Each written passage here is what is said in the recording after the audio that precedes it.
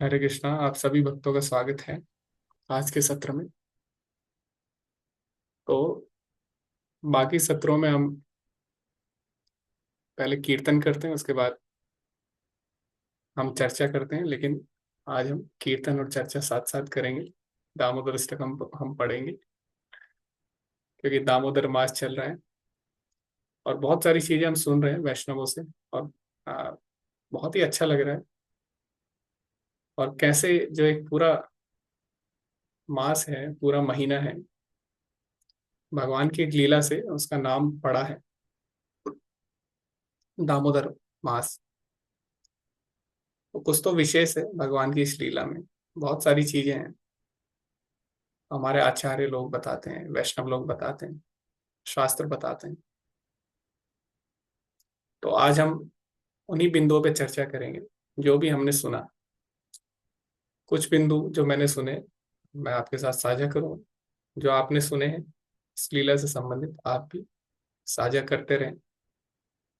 तो एक एक करके हम यहाँ पे पढ़ेंगे दामोदर अष्टकम, जो कि सत्यव्रत मुनि द्वारा भगवान की दामोदर लीला के संदर्भ में गाया गया है।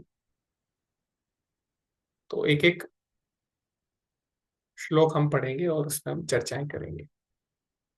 तो जो भी पढ़ना चाहते हैं आप हैंड रेस कर सकते हैं, एक एक करके हम स्टार्ट करेंगे। तो मुझे पता नहीं है आपका रोल नंबर क्या है तो आप अपने आप ही स्टार्ट कर सकते हैं। जी हरे कृष्ण वर्षम। हरे कृष्ण प्रभु जी, दंडवत प्रणाम सभी को। हरे कृष्ण, दंडवत प्रणाम। श्रील प्रभुपाद की जय। प्रभु, फर्स्ट पैरा मैं पढ़ूं? जी जी, आप एक एक करके हम स्टार्ट करेंगे। जी। श्री दामोदर अष्टकम की जय। जी नमामीश्वरं सच्चिदानन्दरूपम् लसत्कुण्डलं गोकुले भ्राजमानम् यशोदाभियोलुकलाधवमानम् परामृष्टमत्यन्ततो धृत्य गोप्या। जी, इसका अर्थ भी पढ़िए माता जी। जी।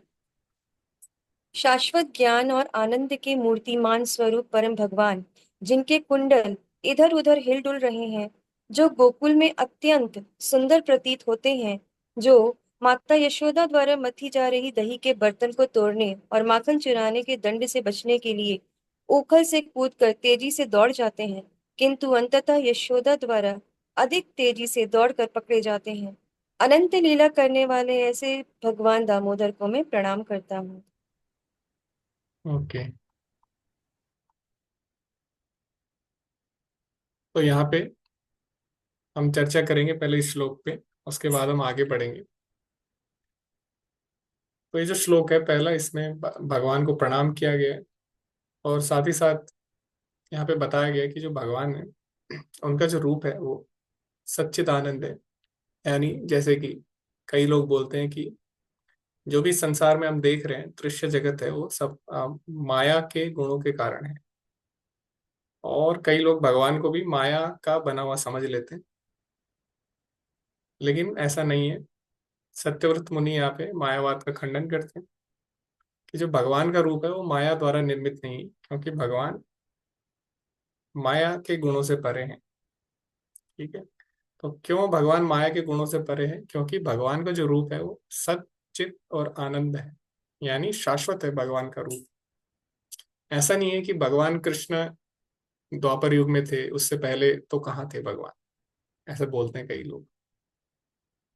तो और अगर हम महाभारत पढ़ें तो उसमें भी जो मार्कंडेय ऋषि हैं वो बताते हैं कि किस प्रकार से प्रलय के समय में, पहले जब प्रलय हुआ था तो भी उन्होंने भगवान के बाल रूप, कृष्ण रूप को देखा। तो जो भगवान का रूप है वो ऐसा नहीं है भगवान ने कोई रूप ले लिया है, नहीं। भगवान का जो रूप है वो शाश्वत है, सच चित और आनंद प्रदान करने वाला है। ये ज्ञान से परिपूर्ण है। भगवान कभी माया में नहीं आते। सच चित और आनंद रूप है भगवान का। तो इसलिए भगवान लग रहे हैं एक छोटे बच्चे की तरह, लीला कर रहे हैं, लेकिन वास्तव में वो परम भगवान है। तो जो आचार्य लोग हैं वो बताते हैं कि भगवान एक साधारण बच्चे की तरह लीला कर रहे हैं। और एक बच्चा भी ये सब चीजें करता है, चोरी करना, मक्खन खाना, या जो भी बालपन, नटखट, ये सभी बच्चे होते हैं। लेकिन ऐसा क्या है जो भगवान की लीलाओं को विशेष बनाता है? यानी शरारत तो हर बच्चे करते हैं, बल्कि आजकल तो ज्यादा करते हैं। आजकल तो बिना मोबाइल के बच्चे खाते भी नहीं। तो भगवान भी शरारतें कर रहे हैं, भगवान भी नटखट लीलाएं कर रहे हैं।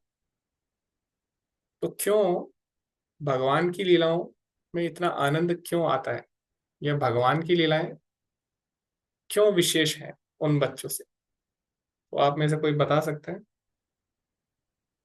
हम भी चोरी करते हैं, बच्चे भी चोरी करते हैं, छोटे बच्चे भी लीलाएं करते हैं, बाल लीलाएं।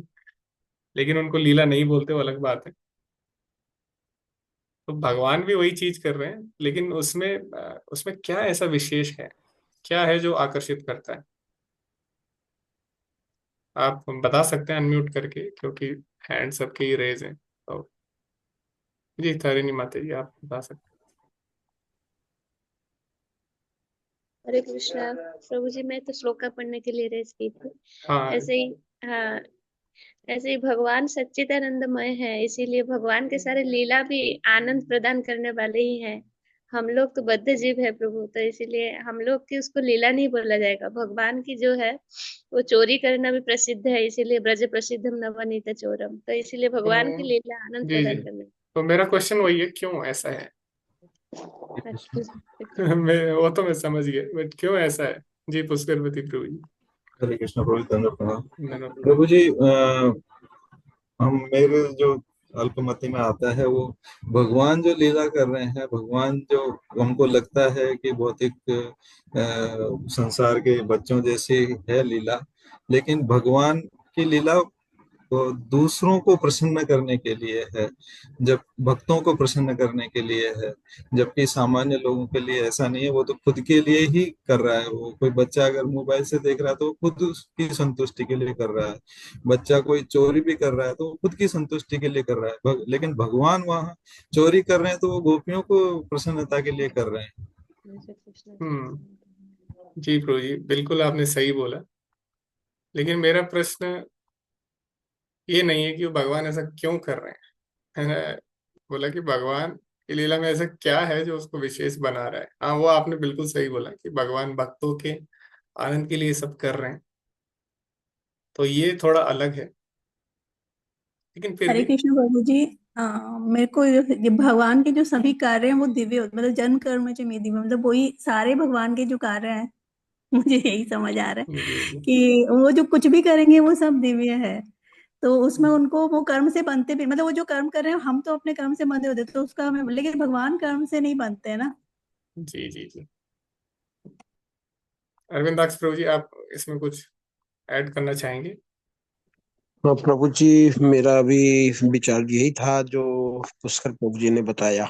एग्जैक्टली, क्योंकि जी हमारा जो स्टेज है अलग अलग है। वो आध्यात्मिक स्तर में करते हैं, हम भौतिक स्तर में करते हैं। हम अपने भोग के लिए करते हैं, भगवान सब प्रेम के लिए करते हैं, सब दूसरे को समझाने के लिए, ज्ञान देने सब के लिए करते हैं। तो प्लेटफॉर्म का ही अंतर है प्रभु, मुझे ऐसा लगता है। जी जी। तो जो आप सभी ने उत्तर दिए वो इनडायरेक्टली वो एक ही उसका निर्णय निकल के आएगा। उस पर हम चर्चा करेंगे कि भगवान की लीलाएं विशेष क्यों हैं। क्योंकि छोटा बच्चा जो भी करता है माता पिता को अच्छा ही लगता है, भले ही वो कुछ भी करे, वो चोरी करे या शरारतें करे। माता पिता बाहर से गुस्सा करते हैं, लेकिन अंदर से उनको अच्छा लगता है। लेकिन भगवान भी वही काम कर रहे हैं, लेकिन उसमें क्या ऐसा है जो अलग है? वो यही है जो हम इस श्लोक में पढ़ रहे हैं। इस श्लोक में क्या बोला गया है कि भगवान एक बच्चे के जैसे लीलाएं कर रहे हैं, यशोदा माँ से डर के भाग रहे हैं, जिसके कारण उनके कुंडल इधर उधर हिल रहे हैं। लेकिन वो भगवान है, यही विशेष है। तो क्यों विशेष है? क्योंकि भगवान कौन है? भगवान का मतलब है जो पूरे सृष्टि के नियंता हैं, जो सबके स्वामी हैं। ठीक है, भोक्तारम यज्ञ तपसाम सर्वलोक महेश्वरम। तो जब कोई बड़ा व्यक्ति कोई विनम्र सेवा करता है तो वो और भी विशेष हो जाता है। जैसे मान लो कोई झाड़ू मार रहा है अभी, और वो झाड़ू मार रहा है, कोई बड़ी बात नहीं है, लेकिन अगर प्रधानमंत्री झाड़ू मारता है तो क्या होता है, सब मीडिया वाले आ जाते हैं, सब लोग हैरान हो जाते हैं, आश्चर्यचकित हो जाते हैं, अरे प्रधानमंत्री ये झाड़ू मार रहे हैं। तो कोई बड़ी बात नहीं है झाड़ू मारना, वो तो हर कोई मार रहा है अपने घर में झाड़ू, लेकिन वही कार्य अगर कोई बड़ा व्यक्ति करे तो बहुत ही विशेष आश्चर्यचकित करता है सब। तो इसीलिए बच्चों के द्वारा चोरी करना या नटखटपन करना, शरारतें करना कोई बड़ी बात नहीं है, लेकिन वही कार्य जब वो करे भगवान, जो कि परम नियंता है, तो इसीलिए वो विशेष हो जाती है। इसीलिए जैसे भगवान, हम देखते हैं भक्तों के दास बन गए, भगवान ने एकदम विनम्र सेवाएं ली, तो ये भगवान को और भी विशेष बना देती है। क्योंकि आप देखो संसार में ऐसा क्यों है कि ये विशेष हो जाता है, क्योंकि जब किसी के पास पावर होती है, शक्ति होती है, तो व्यक्ति के अंदर अहंकार आ जाता है और उसके अंदर विनम्रता चली जाती है, वो विनम्र सेवा या विनम्र कार्य नहीं करता। जैसे हम देखते हैं पॉलिटिशियन, राजनेता लोग, वो सबसे पहले जब चुनाव आते हैं तो क्या करते हैं, सबके घर पे जाते हैं, सबके आगे हाथ जोड़ते हैं, लेकिन जैसे ही वो जीत जाते हैं एक बार, तो उसके बाद वो गाड़ी से बाहर नहीं निकलते, वो देखने भी नहीं आते क्या चल रहा है। जैसे हम उदाहरण ले सकते हैं रावण इत्यादि असुरों का, बहुत ही विनम्र था रावण, उसने शिव जी की स्तुति की, शिव जी के लिए अपने अपना सिर भी उसने काटा, बहुत चीजें उसने की। तो ऐसा लग सकता है कितना विनम्र है, हिरण्यकश्यपु है, वो एक पैर पे खड़ा रहा, तो ऐसा लग सकता है वो विनम्र है। लेकिन जैसे इन लोगों को वरदान मिला, तो उसके बाद ये विनम्र नहीं रहे। तो जब किसी के पास कुछ नहीं होता तो हर कोई विनम्र होता है। अभी अगर कोई किसी के आगे हाथ जोड़ रहा है और हमें लग रहा है वो विनम्र है, उसके पास कुछ नहीं है, और तो उसका विनम्र होना स्वाभाविक है। विनम्रता की परीक्षा तब होती है जब आपके पास शक्ति है, पावर है, पोजीशन है, तब अगर हम विनम्र कार्य करते हैं तो वो हमें विशेष बनाता है। तो इसीलिए कहा जाता है कि आपकी वास्तविक परीक्षा, वास्तविक रूप में आप क्या हो तब पता लगता है जब आपके पास पावर होती है। अगर आपको किसी को पहचानना है कि इसका स्वभाव क्या है, तो उसको पावर दे दो, क्योंकि जब तक पावर नहीं है हर कोई विनम्र रहेगा, हाथ जोड़ेगा वो। उसका असली रूप तब आएगा जब उसके पास पावर आती है। तो भगवान कौन है, भगवान सर्वशक्तिमान है, उनके पास पूरी सृष्टि की शक्ति है, पूरा ऐश्वर्य है, पूरा ज्ञान है, पूरा बल है, पूरा वैराग्य है। तो इतना सब कुछ होते हुए भी भगवान क्या करते हैं, यशोदा माँ के पुत्र के रूप में उनसे डर के भाग रहे हैं, एक बालक की भांति लीलाएं कर रहे हैं। तो इसीलिए ये लीला विशेष है। तो ऐसे अनेक उदाहरण हैं, ऐसे अनेक भगवान की लीलाएं हैं जिसमें भगवान अपने भक्तों की विनम्र सेवाएं करते हैं। तो क्या आप मुझे कुछ उदाहरण बता सकते हैं जिसमें भगवान ने भगवान होते हुए भी अपने भक्तों की विनम्र सेवाएं की हैं? या कोई उदाहरण आप बता सकते हैं, एक एक आप सभी को बताना है, आप अनम्यूट प्रभु करके जी, डायरेक्ट बता सकते हरे कृष्णा। एक तो सेवा जो कह रहे हैं ना कि ब्राह्मण और शूद्र क्षत्रिय, भगवान ने एग्जाम्पल दिए, जैसे सारथी बन के शूद्र बन हैं। के हाँ दिया, और ज्ञान दिया तो ब्राह्मण बन के दिया, वैश्य बने तो वैश्य वैश्य बने, गाय पाली 9 लाख तो वैश्य बने। तो सबसे अच्छा सारथी हो गया। सारथी क्या होता है कि एक तरफ दायां वाला पैर मारते हैं तो कि दाएं रथ ले जाना, बायां, तो भगवान ने उनके जो उन्होंने घुटने मारे हैं और उससे मतलब उनको पेन भी हुआ होगा, ऐसा सोच सकते हैं। तो कितनी सेवा ली कि एक भगवान होते हुए वो एक भक्त का विनम्र भाव सेवा कर रहे हैं, प्रभु जी जी। जी जी जी, धन्यवाद प्रभु जी। तो एक उदाहरण है भगवत गीता में जो हम देखते हैं उसका कवर पेज अगर कोई भगवत गीता ना भी पढ़े, उसका कवर पेज देख के हम समझ सकते हैं कि भगवान कितने विनम्र हैं। भगवान ने एक सारथी की पोजीशन, यानी एक सारथी का पद स्वीकार किया, जिसमें कि उनको पैरों से स्पर्श करना होता है। जो योद्धा होता है उसके पैरों द्वारा स्पर्श होते हैं। स्पर्श नहीं हो, उसमें लात पड़ती है, स्पर्श तो फिर भी ठीक है। तो भगवान ने भक्त की लात खाना भी स्वीकार किया एक सारथी बन के। आप समझ सकते हैं तो ये विशेष है। सारथी प्रभु बनना जी, कोई बड़ी बात नहीं है, वो तो कोई भी बन सकता है, लेकिन भगवान सारथी बने वो बड़ी बात है। जी प्रभु जी, हरे कृष्ण। इसी में आचार्य लोग जोड़ते हैं कि पैर का स्पर्श तो ठीक है, चलो मनुष्य कर रहा है, लेकिन जब घोड़ा जब अपना वो मतलब कि त्यागता है मलमूत्र, हम्म वो भी पूंछ हिलाता है तो वो भी मुंह पे आता है और गंदा हो हम्म जाता है। तो भगवान ने मतलब इतना सहा है कि चलो, वो तो हम एक दूसरा रूप देख रहे हैं कि अर्जुन उनको ऐसा बोल रहे हैं, चलो वो सखा थे, प्रेम भाव थे। पर जो घोड़ा है वो उससे तो वो एक अंश है, वो जीव है, लेकिन उसे पता नहीं भगवान इस पे विराजमान है। तो वो अपना जो भी मलमूत्र त्याग रहा है वो पूरा उनके पूंछ की वजह से छिड़कने मारा, तो भगवान ने वो भी सहा, पूरे दिन रत किया और पूरा बदबू में उसमें रहे। तो इतनी सेवा भाव जो कि है, वो दूसरा रूप इसका प्रभु जी और है छिपा हुआ। जी जी जी, धन्यवाद प्रभु जी। हरे कृष्णा। और कोई बता सकते हैं भगवान ने कब विनम्र पद स्वीकार किया? हरे कृष्णा प्रभु जी, दंडवत जी प्रणाम। धन्यवाद प्रभु जी। अ, प्रभु जी, अभी कुछ 100 साल पहले की है। तो एक सदन कसाई थे जो शालिग्राम से मांस का तौल करते थे। और जब ब्राह्मण उस शालिग्राम को उन पर दृष्टि पड़ा तो उस ब्राह्मण ने उस कसाई को बहुत बुरा भला कहा, शालिग्राम उठा के लेके गए और शालिग्राम को जो वैदिक विधि होता है उससे उनका सेवा करके उनको सिंहासन पधरा के और तब उनका सेवा प्रारंभ करा। और शालिग्राम उनके सपने में आकर भगवान ने उनसे कहा, ब्राह्मण से, कि मैं जहां था वहीं पे मुझको छोड़ के आओ। और ब्राह्मण कह रहे, नहीं वो तो दूषित जगह है, नहीं नहीं आप वहीं पे छोड़ के आओ, मुझे अच्छा लगता है, वो बहुत अच्छा कीर्तन करता था, मैं उसके तराजू में लुढ़कता था। और ब्राह्मण को वहां पे छोड़ के आना पड़ा। तो भगवान ऐसे कसाई के यहाँ पे जो मांस तौल रहा है उन पे भी कृपा कर रहे हैं, सिर्फ इसलिए कि वो हृदय का स्वच्छ है और भगवान के प्रति समर्पित है। और जैसे उस साधारण कसाई को वापस शालिग्राम दे के आए, तो वो कसाई हाथ में शालिग्राम, क्योंकि अब उसे ज्ञान हो गया कि ये नारायण, साक्षात नारायण है। और ब्राह्मण ने बोला कि सपने में मुझे नारायण आके बताया कि मुझको वापस उन्हीं के पास छोड़ के आओ। अब वो कसाई हाथ में लेकर के उनको शालिग्राम को रो रहा है और उसने सारा अपना मांस वास का काम छोड़ के और भगवान जगन्नाथ के धाम चला गया। तो भगवान कितने विनम्र हैं और किस प्रकार कृपा करते हैं, क्योंकि इतने नीच इंसान के पास भी वो दोबारा जाने के लिए स्वीकार किए। तो ये हम्म, प्रभु जी अद्भुत है ये। हरि बोल। जी जी जी, धन्यवाद प्रभु जी। बहुत ही अच्छा आपने लीला सुनाई। और कोई?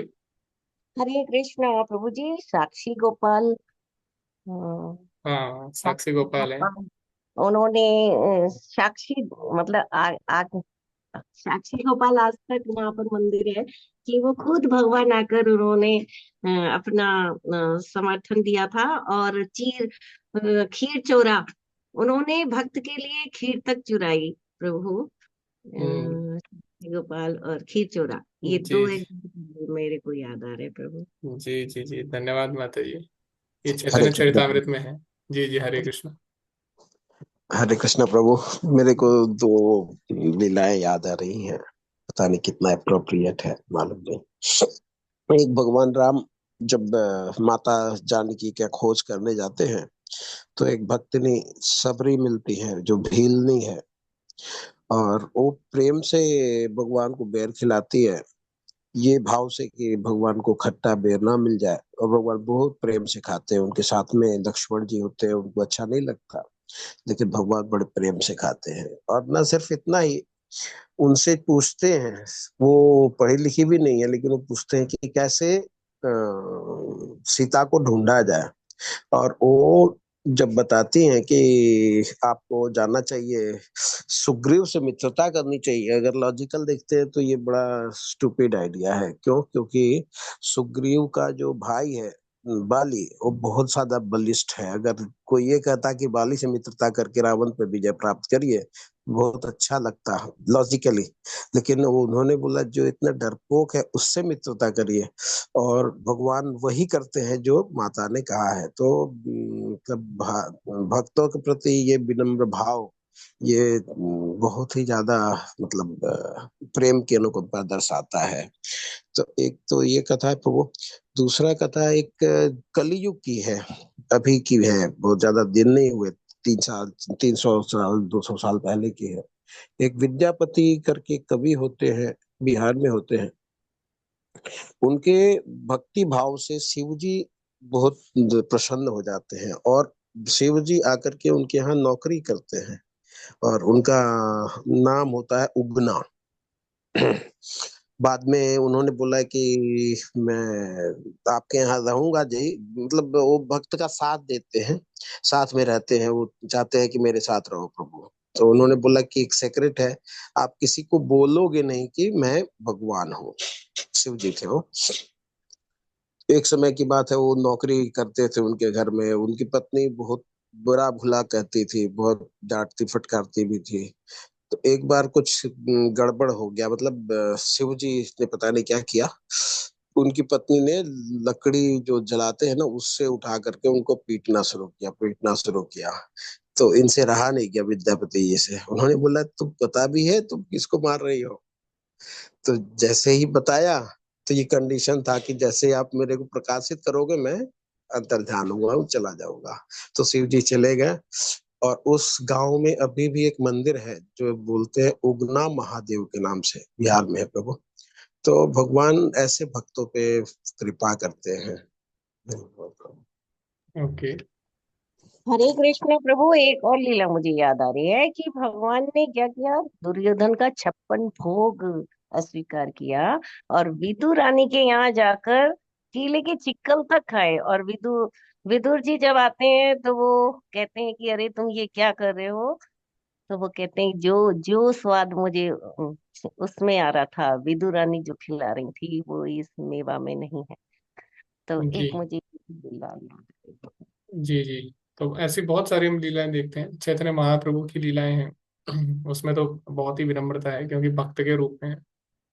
भगवान होते हुए भी विनम्र है, तो भक्त होते हुए तो आप समझ ही सकते हैं।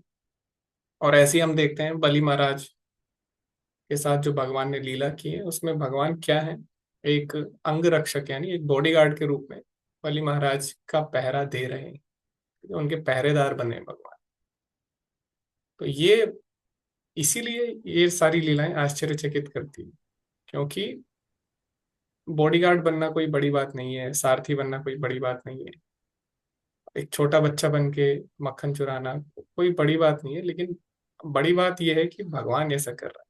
ठीक है, भगवान को ये करने की आवश्यकता नहीं है जिस हिसाब से उनका पद है, लेकिन भगवान अपने भक्तों को आनंद देने के लिए एक विनम्र पद स्वीकार करते हैं।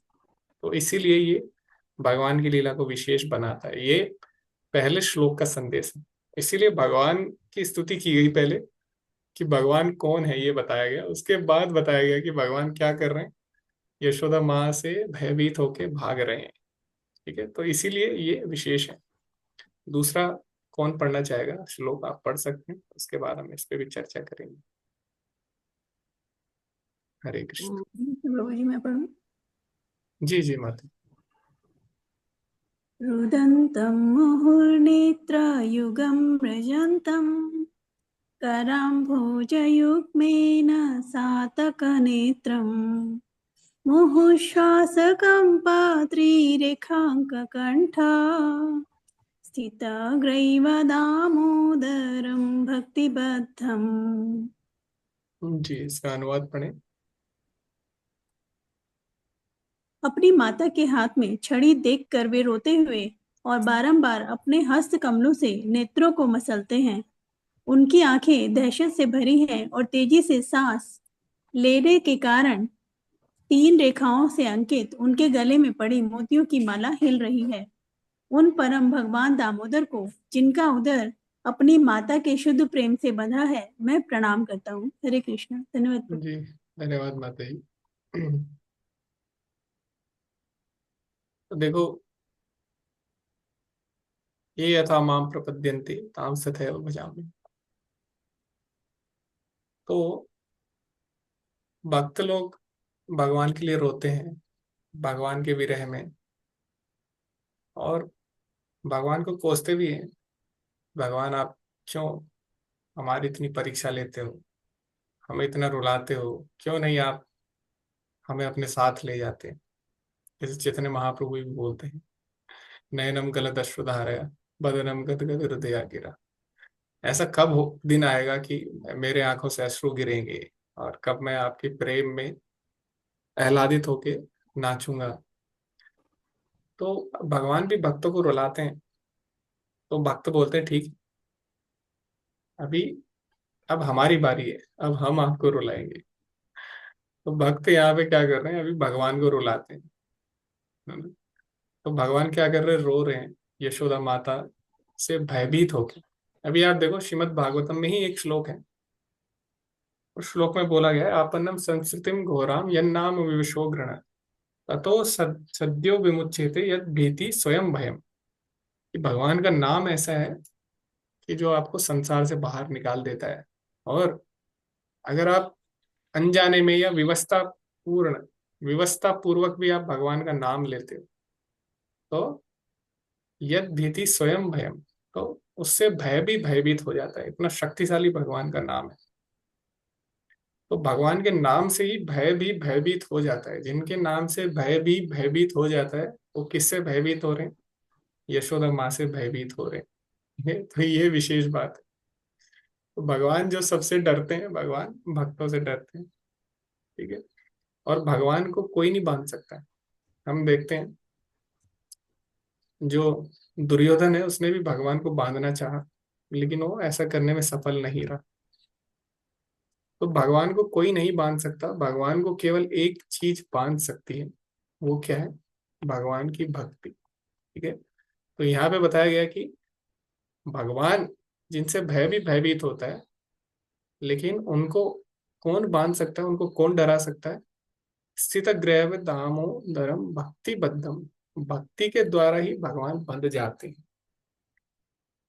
तो भगवान किसी व्यक्ति के द्वारा नहीं बांधे जा सकते, केवल भक्ति के द्वारा ही बांधा जा सकते, व्यक्ति के द्वारा नहीं, भक्ति के द्वारा। तो इसीलिए दुर्योधन असफल रहा। और भगवान स्वयं बोलते हैं, अहम भक्त पराधीन, मैं भक्तों के वश में हूं। तो हम देखते हैं भगवान के विषय में अचिंत्य भेदाभेद तत्व। एक तरफ हम श्रीमद् भागवतम के पहले ही श्लोक में पढ़ते हैं, भगवान के जो लक्षण बताए गए वहां पे, जन्माद्यस्य यतो अन्वयात् इतर तस्चार्थेषु अब अभिज्ञ स्वराट। स्वराट मतलब होता है इंडिपेंडेंट, जो किसी पे निर्भर नहीं, जो किसी के वश में नहीं। लेकिन भगवान वश में भी है और वश में नहीं भी है। तो भगवान किसके अधीन है, एक तो स्वराट मतलब इंडिपेंडेंट, और अधीन मतलब जो किसी के वश में है। तो भगवान भक्तों के वश में है।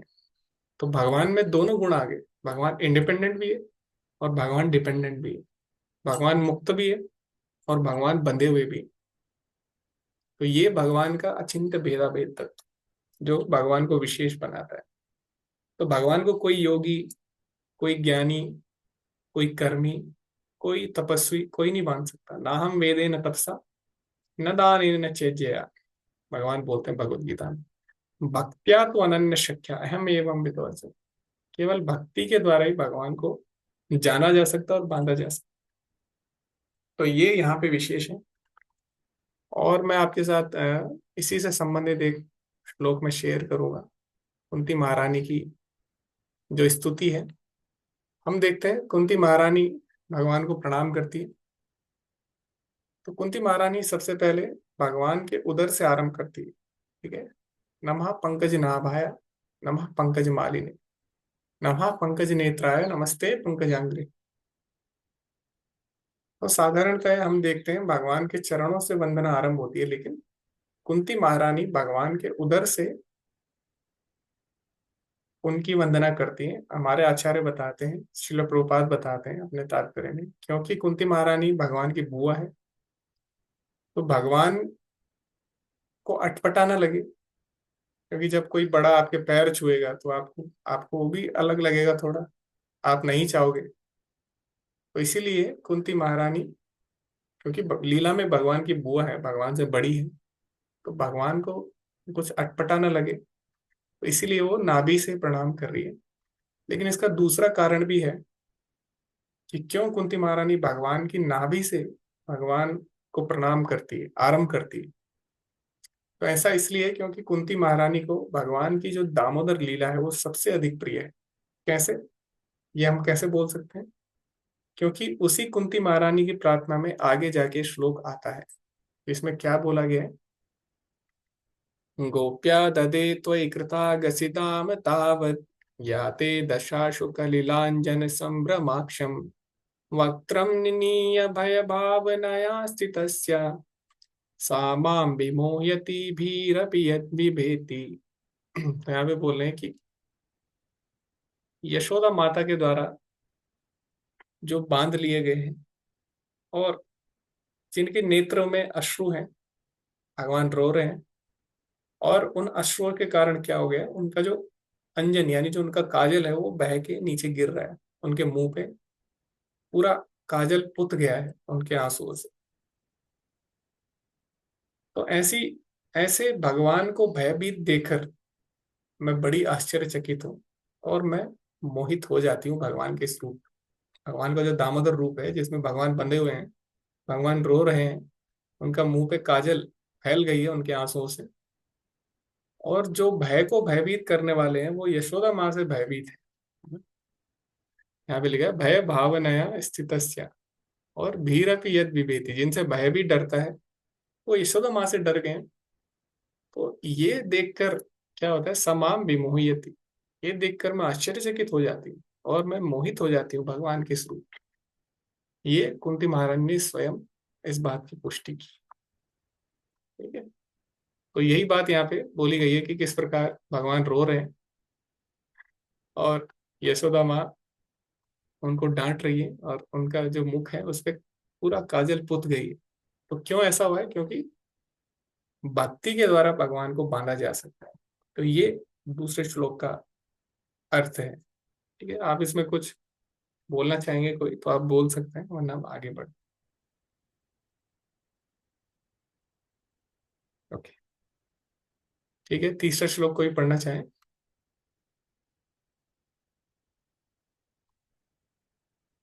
हरे कृष्णा। आप देख पा रहे हैं तीसरा श्लोक? जी अरविंदाक्ष प्रभु जी, हरे कृष्ण जी, अनम्यूट करें प्रभु जी। हरे कृष्ण। हरे कृष्ण प्रभु जी। तीसरा श्लोक है, इति दृक्ष्वलीलाभिरानंद कुंडे स्वघोषम निमज्जन्तम् आख्यापयन्तम् तदीयसितज्ञेषु भक्तैश्चित्तत्वम् पुनः प्रेमतस्तं सतावृत्ति वन्दे।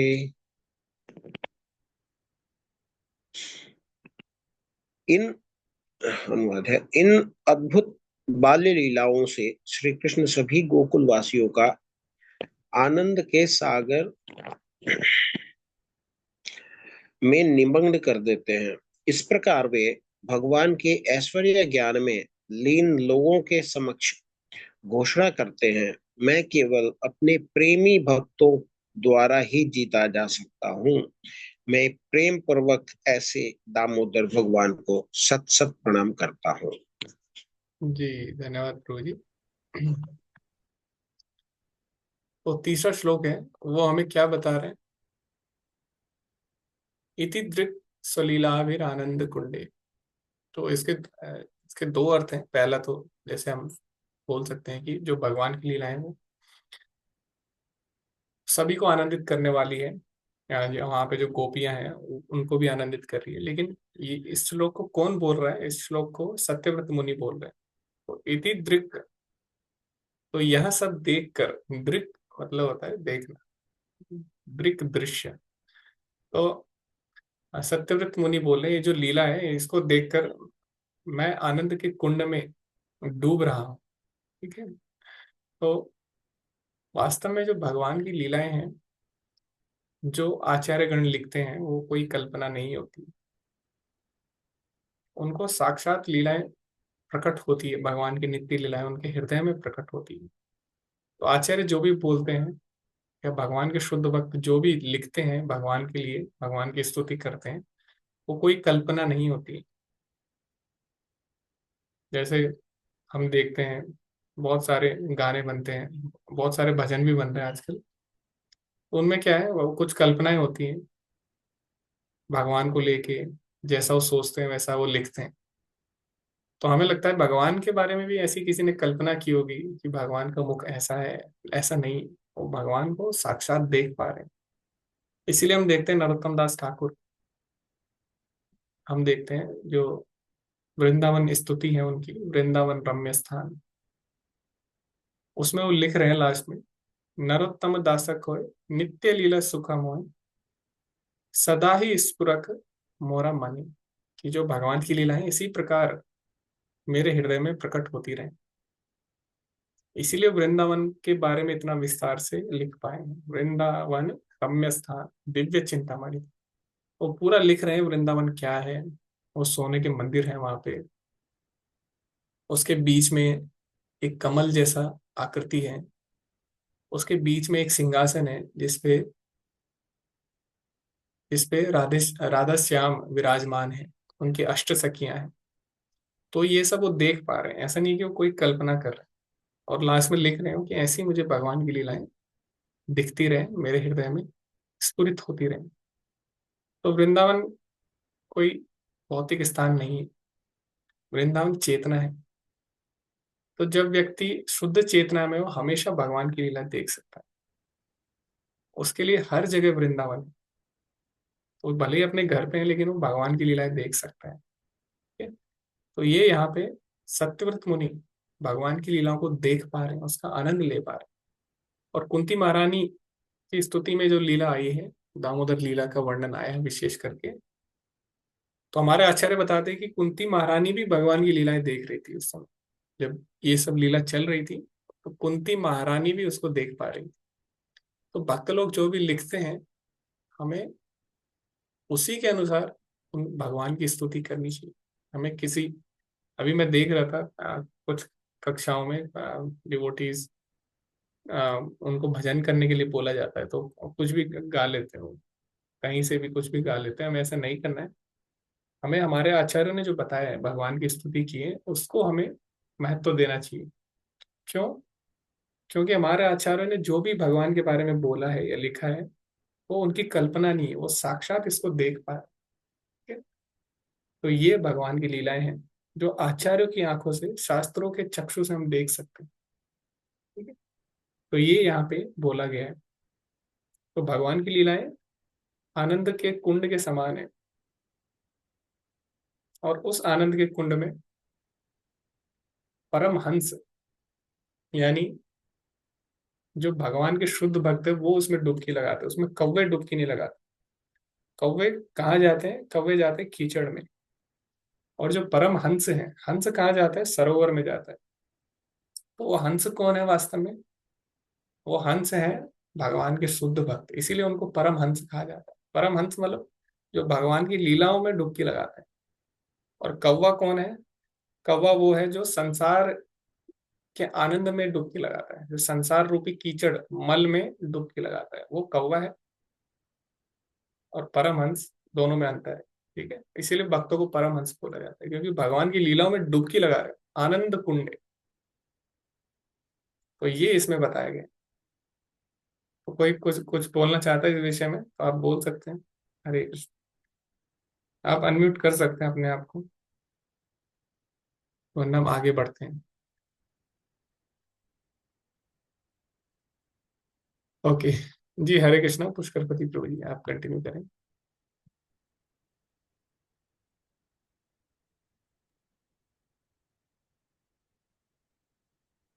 वरं देवमोक्षं न मोक्षावधिं वा न चान्यं वरेऽहं वरिषदपिह इदं ते वपुरनाथ गोपाल बालं सदा मे मनस्या विरसां किं मन्ये। ओके जी।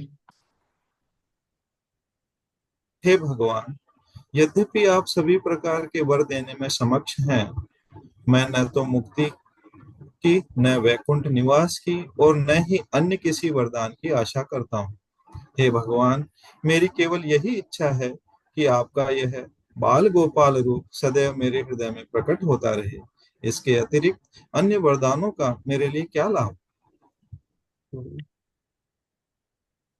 तो आप देखें, इतनी सारी भगवान की स्तुतियां हैं, लेकिन हमारे जो आचार्य हैं उन्होंने यही स्तुति क्यों चुनी? तो इसमें इस स्तुति में क्या विशेष है ऐसा? वो यही है, यही जो श्लोक है वो विशेष या महत्वपूर्ण है कि एक भक्त भगवान की भक्ति के अलावा कुछ भी नहीं चाहता।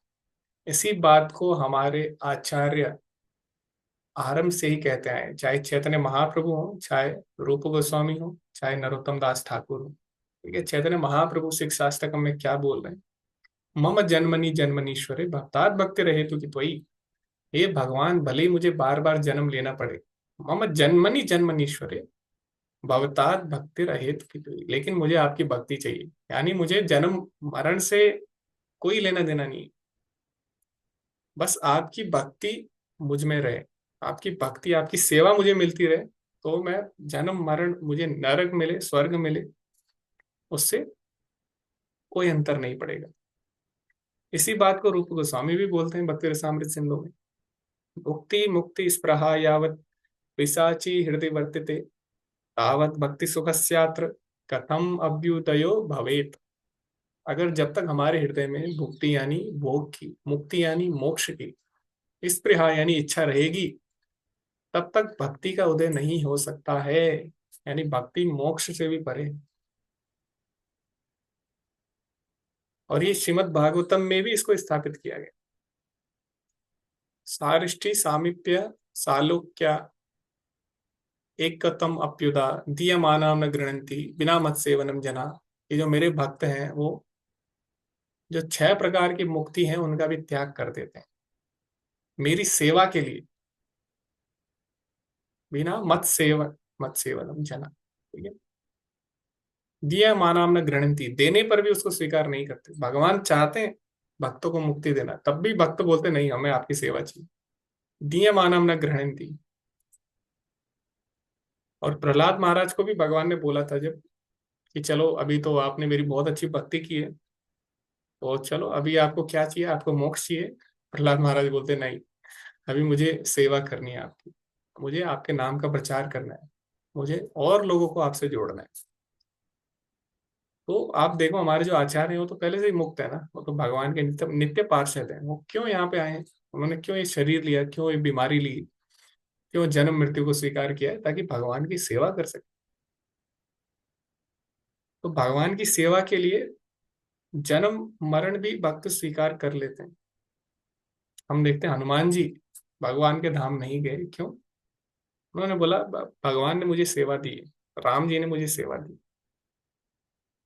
तो सेवा भगवान की सबसे बढ़कर है, भगवान की भक्ति सबसे बढ़कर है, मोक्ष से भी बढ़कर है। इसी बात को हमारे आचार्यों ने स्थापित किया।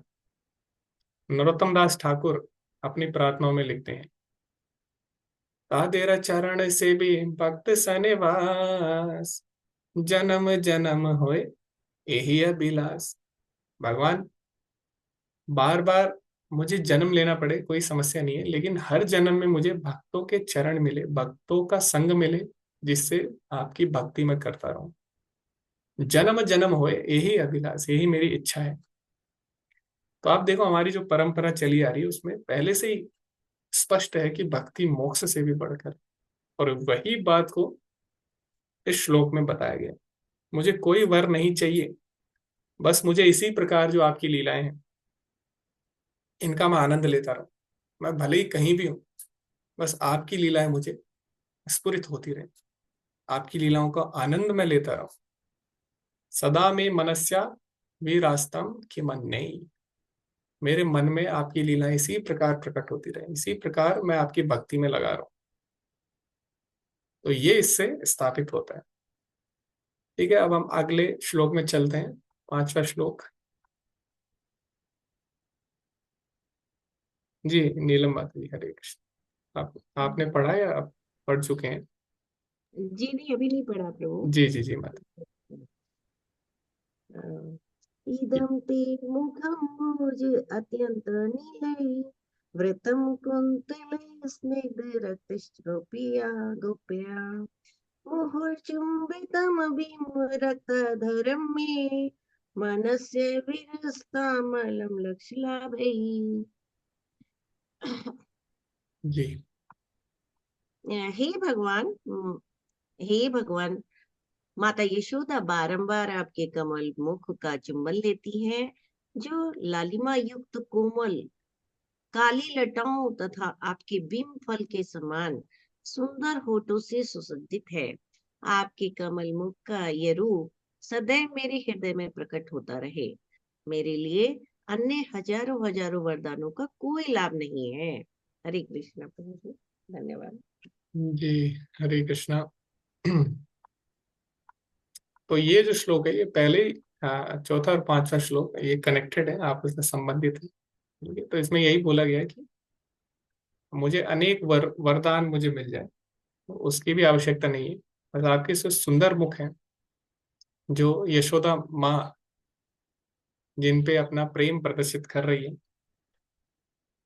तो उस मुख के दर्शन अगर मुझे मिलते रहें और आपकी सेवा में मैं लगा रहा हूं, तो उससे बढ़कर मुझे कुछ भी नहीं चाहिए। ठीक है, तो यहाँ पे अलम लक्ष्य लाभ है ना। अलम यानी नहीं चाहिए, मुझे अनेक लाभ भी स्वीकार नहीं है। बस मैं आपकी लीला को ऐसे ही दर्शन करता रहूं और ऐसे ही मैं आपकी भक्ति में लगा रहूं। तो ये कनेक्टेड है, चौथा पांचवा श्लोक आपस में। ओके, छठा श्लोक हम पढ़ेंगे। जी, हरे कृष्णा। हरिणी माता जी, आप पढ़ सकते हैं। हाँ प्रभु, हरे कृष्ण, सभी जी। को प्रणाम। नमो देव दामोदर अनंत विष्णु, प्रसीदो प्रभो दुःख जलाब्धिमग्नम्, कृपा दृष्टिवृष्ट्यातिदिनं बतानु, गृहाणे क्षमामाज्ञमेध्यक्षिदृश्यः। हे देव, मैं आपको प्रणाम करता हूँ। हे दामोदर, हे अनंत, हे विष्णु, हे नाथ, हे भगवान, कृपया मुझ पर प्रसन्न होइए। अपनी कृपा दृष्टि मुझ पर डालिए और इस सांसारिक कष्ट के सागर में डूबे इस दीनहीन का उद्धार कीजिए तथा मेरे आंखों के समक्ष प्रकट होइए। हरे कृष्ण प्रभु। हरे कृष्णा। तो यहाँ पे क्या विशेष है, यहाँ पे जो भक्त की दैन्यता है, देखो भक्तों में ऐसा क्या गुण है जिससे भगवान आकर्षित होते हैं, वो भक्तों की दैन्यता है। अब यहाँ पे ऐसा नहीं है कि जो सत्यव्रत मुनि है वो बोल रहे हैं अरे मैं तो बहुत बड़ा भक्त हूँ, तो भगवान आपको तो मुझे दर्शन देना ही चाहिए, इसमें कोई बड़ी बात नहीं है। अगर मुझे आपकी लीलाएं दिख रही हैं तो क्या, मैं तो भक्त हूं ना। भक्त को नहीं दिखेगी तो किसको दिखेगी, ऐसा नहीं है। भक्त अपने आप को कभी भी भक्त नहीं मानता है, शुद्ध भक्त नहीं मानता है। भक्त है लेकिन वो शुद्ध भक्त नहीं मानता अपने आप को। तो ये भक्त की दैन्यता है। जैसे हम देखते हैं चैतन्य महाप्रभु हमें दैन्यता का पाठ सिखा रहे हैं। ठीक है, तृणादपि सुनिचैन, तृण की तरह अपने आप को तुच्छ मानना चाहिए। और हम देखते हैं हमारे जितने भी आचार्य हैं, नरोत्तम दास ठाकुर हैं, भक्ति विनोद ठाकुर, अपनी अपने जो रचनाएं हैं उसमें क्या क्या अपने आप को बोलते हैं कि मेरे से बड़ा कामी, मेरे से बड़ा लोभी, मेरे से बड़ा पापी कोई नहीं। मैं इस संसार में फंसा हुआ हूँ, भगवान आप मुझ पे कृपा करिए। यही नरोत्तम दास ठाकुर भी बोल रहे हैं। गौरंगा करुणा करो दीनहीन जने, मोसमा पतित प्रभु नहीं त्रिभुवने। और यही कृष्णदास कविराज गोस्वामी चैतन्य चरितामृत में बोलते हैं कि मैं तो जगाई मधाई से भी गिरा हुआ हूं भगवान। ठीक है, तो जगाई मदाई से भी गिरा हुआ हूं मैं, तो जो मल है उसके कीड़े से भी मैं नीच हूं। लेकिन भगवान आप पतित पावन हैं, तो मुझे पता है आप मेरा भी उद्धार करेंगे। तो ये कृष्णदास कविराज गोस्वामी, ये रूप गोस्वामी, सनातन गोस्वामी, वो भी यही बोलते हैं कि जगाई मदाई तो ब्राह्मण कुल में जन्मे थे, और कम से कम वो यवनों की सेवा तो नहीं करते थे। जो मुसलमान है, यवन है, कम से कम उनकी सेवा नहीं की जगाई मदाई ने, तो हमसे भी श्रेष्ठ है जगाई मदाई। ऐसा कौन बोल रहे? सनातन गोस्वामी, रूप गोस्वामी। हम तो उनसे भी गिरे हुए हैं क्योंकि हम यवनों की सेवा कर रहे हैं। लेकिन भगवान हमें पता है आप हमारा उद्धार जरूर करेंगे, अवश्य करेंगे। तो ये भक्त की दैन्यता है वास्तव में।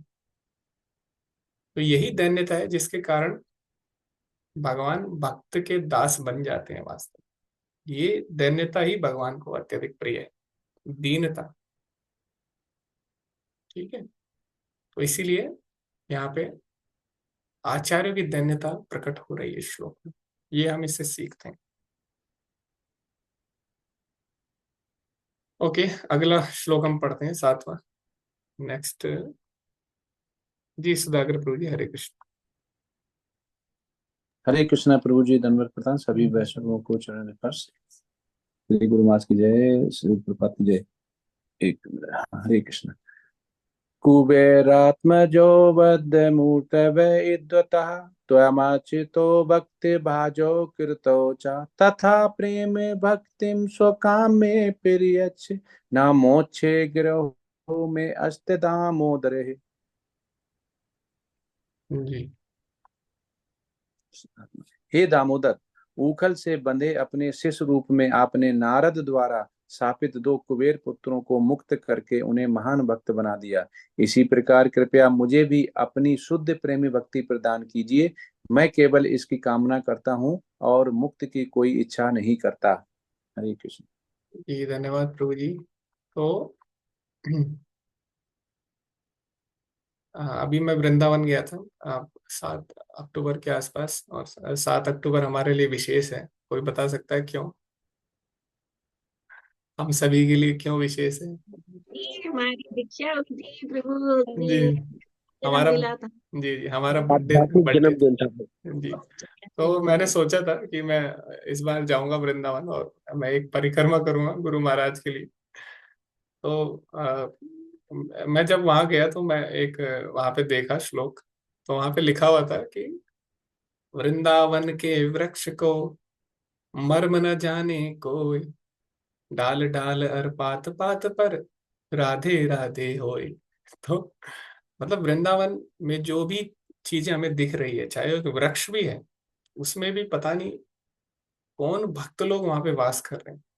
अभी मैं एक पुस्तक पढ़ रहा था सठ गोस्वामियों के बारे में, तो उसमें मैं नाम भूल गया क्योंकि अभी अभी हम जितना भी पढ़ते हैं गोस्वामी लोगों के बारे में, तो अभी हम इतना याद नहीं रहता कि कौन से गोस्वामी के साथ कौन सी लीला हुई है।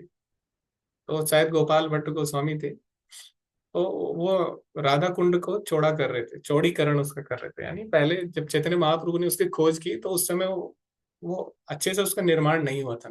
जैसा अभी आप देखते हो वहाँ पे सीढ़ियाँ वगैरह सब बनी हुई है। तो तभी रात को उनको स्वप्न आता है कि देखो, आप जो कार्य कर रहे हो बिल्कुल सही है, लेकिन वहां पे जो 5 पेड़ है ना, उनको मत काटिए। वो 5 पेड़ कौन है? वो स्वयं 5 पांडव हैं जो भगवान की लीला में वहां पे भाग ले रहे हैं। तो इसलिए आपने देखा होगा राधा कुंड श्याम कुंड में एक कुंड तो चौकोर है, लेकिन एक कुंड थोड़ा टेढ़ा मेढ़ा है, वो चौकोर नहीं है। क्यों? क्योंकि वहां पे 5 वृक्ष थे, अभी भी हैं, लेकिन वो अभी दिखेंगे नहीं आप। तो बोला कि आप जो राधा कुंड बना रहे हो या श्याम कुंड बना रहे हो, थोड़ा वहां पे गैप लीजिए, क्योंकि वहां पे 5 वृक्ष, 5 पांडव हैं जो भगवान की लीलाओं में भाग ले रहे हैं। तो गोस्वामी ने ऐसे ही किया। तो हम देखते हैं वृंदावन में जो भी पेड़ हैं, जो भी जंतु है, जीव है, वहाँ यहाँ तक कि वहाँ का जो कंकड़ है, मिट्टी है, वो भी दिव्य है। वो आपको दिखेगा नहीं, बट वो दिव्य है। तो इसीलिए हमें कोई भी छेड़छाड़ उनके साथ नहीं करनी। तो यहाँ पे जो 2 वृक्ष थे, वो कोई साधारण वृक्ष नहीं थे। वो कौन है? कुबेर आत्मज, यानी कुबेर के बच्चे, कुबेर कुबेर के पुत्र हैं 2। और कौन से हैं? मणि, ग्रीव और नल कुबेर। तो उनको नारद मुनि ने शाप दिया कि आप वृक्ष बन जाओ वृंदावन में। तो देखो, कई बार हमें लगता है अरे वैष्णव है नारद मुनि, तो क्यों शाप देंगे? वो क्या उनको मान सम्मान के भूखे हैं क्या? क्योंकि वैष्णव तो अमान ही ना मान देना है ना। वैष्णव तो किसी से मान की इच्छा नहीं करता है। तो नारद मुनि का सम्मान नहीं किया, और कुछ वो अपने पर्सनल जो कार्य हैं वो पब्लिक में कर रहे थे। ठीक है, उससे हमें क्या लेना, अभी तो बहुत सारे लोग कर रहे हैं ना गलत काम। अब मैं बोल भी नहीं सकता, बट आप समझ सकते हैं कि बहुत सारे लोग बहुत कुछ कर रहे हैं पब्लिक में, तो हमें क्या लेने देना उससे। हम अपना अलग से कर रहे हैं, जो हम कर रहे हैं हम कर रहे हैं, वो कर रहे हैं वो कर रहे हैं, हम उन्हें कुछ बोल नहीं सकते। हम वहां से चले जाते हैं, हम इतना ही कर सकते हैं ना, हम उनको समझा नहीं सकते। तो नारद मुनि ने जब देखा कि वो ऐसा कर रहे हो, वो चले जाए वहां से, उनको क्या मान सम्मान। अब हम ये सोचे कि अरे ये जो लोग गलत काम कर रहे हैं हमको हरे कृष्णा बोले, ऐसा नहीं होने वाला ना। और ना हम ऐसी कोई एक्सपेक्टेशन रखते हैं किसी से, कोई हमें देख के गलत काम कर रहा है तो तुरंत सावधान हो जाए, हमको बोले हरे कृष्णा हमसे गलती हो गई। तो नारद मुनि क्यों ऐसा कर रहे हैं, वो क्यों शाप देंगे किसी को, कोई बता सकता है? जी प्रभु, क्योंकि वे कुबेर के पुत्र थे, और कुबेर। हाँ तो कोई भी हो, हमें तो अब जैसे प्रधानमंत्री का बच्चा है, हम ये थोड़ी ना कि वो प्रधानमंत्री का बच्चा है तो हम वो हमें हरे कृष्णा बोलेगा। अब पहले तो प्रधानमंत्री का बच्चा नहीं है, बट मैं एग्जाम्पल दे रहा हूँ। जी जी जी। तो प्रभु, जी जी। इसमें ऐसे समझ सकते हैं कि हमारी ऐसी योग्यता है क्या जो हम किसी को करेक्ट कर सके। वो नारद मुनि थे, वो उन्होंने इतने लोगों को भक्त बनाया था, तो वो देखे तो उनके अंदर क्षमता थी, और वो उनको भक्त भगवान के सानिध्य में डाल सकते थे। इसलिए उन्होंने उनको बाहरी रूप से देखने से तो साथ दिया, लेकिन आंतरिक रूप से उनको ऊपर कृपा करी कि भगवान का सानिध्य उनको प्राप्त हो। हरे कृष्ण प्रभु। जी और कोई। अब देखो, हाँ ये जो ऐसे प्रभु जी ने उत्तर दे दिया है, आप बोल सकते हैं और भी चीजें, बट वास्तव में हमें समझना चाहिए गुरु ये साधु जो भी बोलते हैं वो, आपको लगता है ये दंड दे रहे हैं, लेकिन वास्तव में वरदान है। आप देखो गौतम ऋषि और अहिल्या माता की कहानी आती है रामायण में। कई लोग बोलते हैं अरे गौतम ऋषि क्या किया, इतना बड़ा क्या है हुआ, अब इसमें अहिल्या माता की क्या गलती है। इंद्र ही तो उनका रूप रख के आया था। वैसे इसमें गलती है उनकी भी, क्योंकि उनको पता लग गया था कि वो इंद्र है, ऐसा वर्णन है। ऐसा रामायण में ही वर्णन है कि उनको पता लग गया कि ये इंद्र है। लेकिन फिर भी क्योंकि इंद्र से पूर्व में वो इंद्र को पहले से ही पसंद करती थी, इंद्र उनके स्वयंवर में पहले भी आए थे, और किसी कारण वो जो स्वयंवर के जो टर्म्स एंड कंडीशन थी उनको पूरा नहीं कर पाए, तो गौतम ऋषि से उनका विवाह हो गया। तो उनके मन में था इंद्र के लिए, लेकिन ठीक है जो भी है, उनको गौतम ऋषि ने शाप दिया। तो अब वो पत्थर बन गई। अब इतना बड़ा शाप देने की क्या आवश्यकता है, लेकिन वो शाप नहीं है। क्योंकि आप देखो, पंथास्तु कोटि शतवत्र संप्रगम्य वायो रथापि मनसो मुनिपुनो सोऽप्यस्ति यत् प्रपद सीम्ने विचिन्त तत्त्वे गोविंदमादि पुरुषम तमाम भजामि। अनेक करोड़ों करोड़ों वर्ष तक ऋषि मुनि ध्यान करते हैं, तपस्या करते हैं, क्यों? ताकि वो भगवान के जो अंगूठा है उस तक पहुंच सके, उसको स्पर्श कर सके। तो वो लाभ किसको मिला? वो माता अहिल्या को मिला। तो भगवान राम के दर्शन हुए, भगवान राम के चरण कमल उन पर, भगवान राम की भक्ति उनको दी गई। इसके द्वारा, गौतम ऋषि के द्वारा। तो जो ऋषि होते हैं उनका नाम ही ऋषि है। री मतलब होता है देखना, री। तो वो देख पाते हैं वास्तव में किसके लिए क्या सही है। तो हमें लग रहा है वो शाप देते हैं, हमारे गुरुजन कुछ बोलते हैं, हमारे शिक्षा गुरु, हमारे दीक्षा गुरु, हमको लगता है कि ये डांट रहे हैं, कैसे वैष्णव है, इनको नहीं पता अमानी ना मान देना, इनको नहीं पता काम क्रोध लोभ नरक के 3 द्वार है। तो हमें जजमेंटल नहीं होना, हमें समझना है जो भी योग करेंगे हमारे कल्याण के लिए करेंगे। ठीक है। तो गौतम ऋषि ने जो किया वो कल्याण के लिए किया, अहिल्या माता के, उनको राम जी की भक्ति मिली। नारद मुनि ने जो किया वो तो बहुत ही श्रेष्ठ है, क्योंकि वृंदावन में पेड़ बनना तो सबका सौभाग्य नहीं है। आप सूरदास की कविताएं पढ़ो, उसमें सूरदास भी यही बोल रहे हैं कि मुझे याद तो नहीं है, बट वो यही बोल रहे हैं कि धेनु धेनु अगर मैं बनूं तो वृंदावन में बनूं, घास अगर मैं बनूं तो वृंदावन में बनूं, अगर मैं धूल बनूं तो मैं वृंदावन में बनूं। तो ये वृंदावन की महिमा है। तो वृंदावन में उनको शाप मिला पेड़ बनने का, और शाप नहीं है, वो करोड़ों ऋषि मुनियों की इच्छा रहती है वृंदावन में पेड़ बनने की, वृंदावन का कण बनने की। तो इसमें क्या है, उनका परम कल्याण, उनको भक्ति दी गई नारद मुनि के द्वारा। इसमें उनका बिल्कुल भी हास नहीं है, बल्कि उनका लाभ हुआ। भगवान कृष्ण की लीलाएं देख रहे थे, तो ये इसमें छुपा हुआ है, इस बात, ये बात यहाँ पे छुपी हुई है। और दूसरा यहाँ पे एक और जो गुह्य संदेश है वो बताते हैं भक्त लोग, कि जो कुबेर के बच्चे थे, कुबेर के पुत्र थे, उनको नारद मुनि ने बोला ना कि भगवान कृष्ण आपको मुक्त करेंगे। अब हमने इतनी बड़ी गलती तो नहीं की, आपका सम्मान नहीं किया, आप तो वैष्णव हो, आपको तो कोई लेना देना ही नहीं मान सम्मान से, आपने हमें इतना बड़ा श्राप दे दिया। नारद मुनि ने बोला चिंता मत करो, भगवान आएंगे और आपको मुक्त करेंगे। तो उनको नारद मुनि की बात पे पूरा विश्वास था। नारद मुनि कौन हुए? उनके गुरु हुए, शिक्षा गुरु हुए, उन्होंने भगवान का मार्ग बताया। तो गुरु की बातों पे विश्वास था और खड़े रहे वहां पे। और जब भगवान कृष्ण आए तो कैसे थे? वो बंधे हुए थे, लेकिन फिर भी ऐसा बोलते हैं कि जो जो दोनों मणिग्रीव और नल कुबेर थे, वो भगवान को बंधा हुआ देखकर भी उनको विश्वास हो गया कि हाँ, ये हमें मुक्त कर सकते हैं। तो उस विश्वास के कारण ही भगवान ने उनको मुक्त किया। भगवान जानबूझ के उनके पास बंधी हुई अवस्था में गए।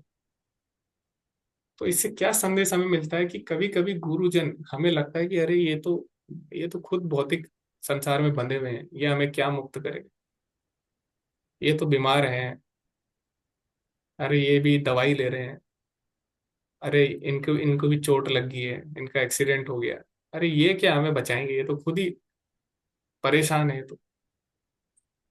तो कभी भी गुरु को साधारण व्यक्ति नहीं मानना चाहिए, उससे बंधा हुआ व्यक्ति नहीं मानना चाहिए। ये विश्वास अगर किसी को है गुरु में कि साधारण व्यक्ति नहीं है, वो मुक्त हो जाएगा, भले ही गुरु कैसा भी। तो ऐसी भगवान को बद्ध अवस्था में देख के भी भगवान में विश्वास था कि ये हमें मुक्त कर देगा। यही कारण था कि भगवान ने उनको मुक्त किया। ये आचार्य बताते इसका गुह्य कारण। ठीक है, तो इसलिए कभी भी बंधा हुआ देखकर भी गुरु को, हमें उनको बंधा हुआ नहीं समझना चाहिए, हमें ये समझना चाहिए हमारा कल्याण कर सकते हैं। ठीक है, तो इस विश्वास से हमारा कल्याण हो जाएगा। गुरु में विश्वास ही आध्यात्मिक मार्ग में प्रगति है। गुरु मुकुट पद्म वाक्य चित्ते ते करिए। रूपा जी बोलते हैं मेरी सफलता का राज क्या है? मैंने कुछ नहीं किया, बस मैंने एक काम किया है कि अपने गुरु के वाक्य में मुझे विश्वास था, गुरु के वचनों में अपने गुरु पे विश्वास था, बस, और कुछ भी मैंने नहीं किया है। तो ये हम सीख सकते हैं यहाँ पे दामोदर लीला से। ओके, आठवां, कौन इसको एंड करना चाहेगा? कौन पढ़ना चाहेगा एंड में? जी आरती माता जी, हरे कृष्ण। हरे कृष्णा प्रभु जी, धन्यवाद प्रणाम। जी धन्यवाद। नमस्ते सुदाम्ने स्फुरदीप्तिदाम्ने त्वदीयोदरायाथ विश्वस्य दाम्ने नमो राधिकायै त्वदीयै प्रियायै नमोऽनन्तलीलाय देवाय तुभ्यम्। इसका मीनिंग भी पढ़ना है प्रभु जी। जी हे दामोदर, आपके उदर को बांधने वाले दे दीप्यमान रस्सी को प्रणाम, आपके उदर को प्रणाम जो वो संपूर्ण जगत का धाम है। आपकी सर्वप्रिया श्रीमती राधा रानी को प्रणाम और अनंत लीला करने वाले हे भगवान, आपको भी मेरा प्रणाम है। हरे कृष्ण प्रभु जी। जी, हरे कृष्ण। तो यहाँ पे एक रस्सी को प्रणाम किया जा रहा है।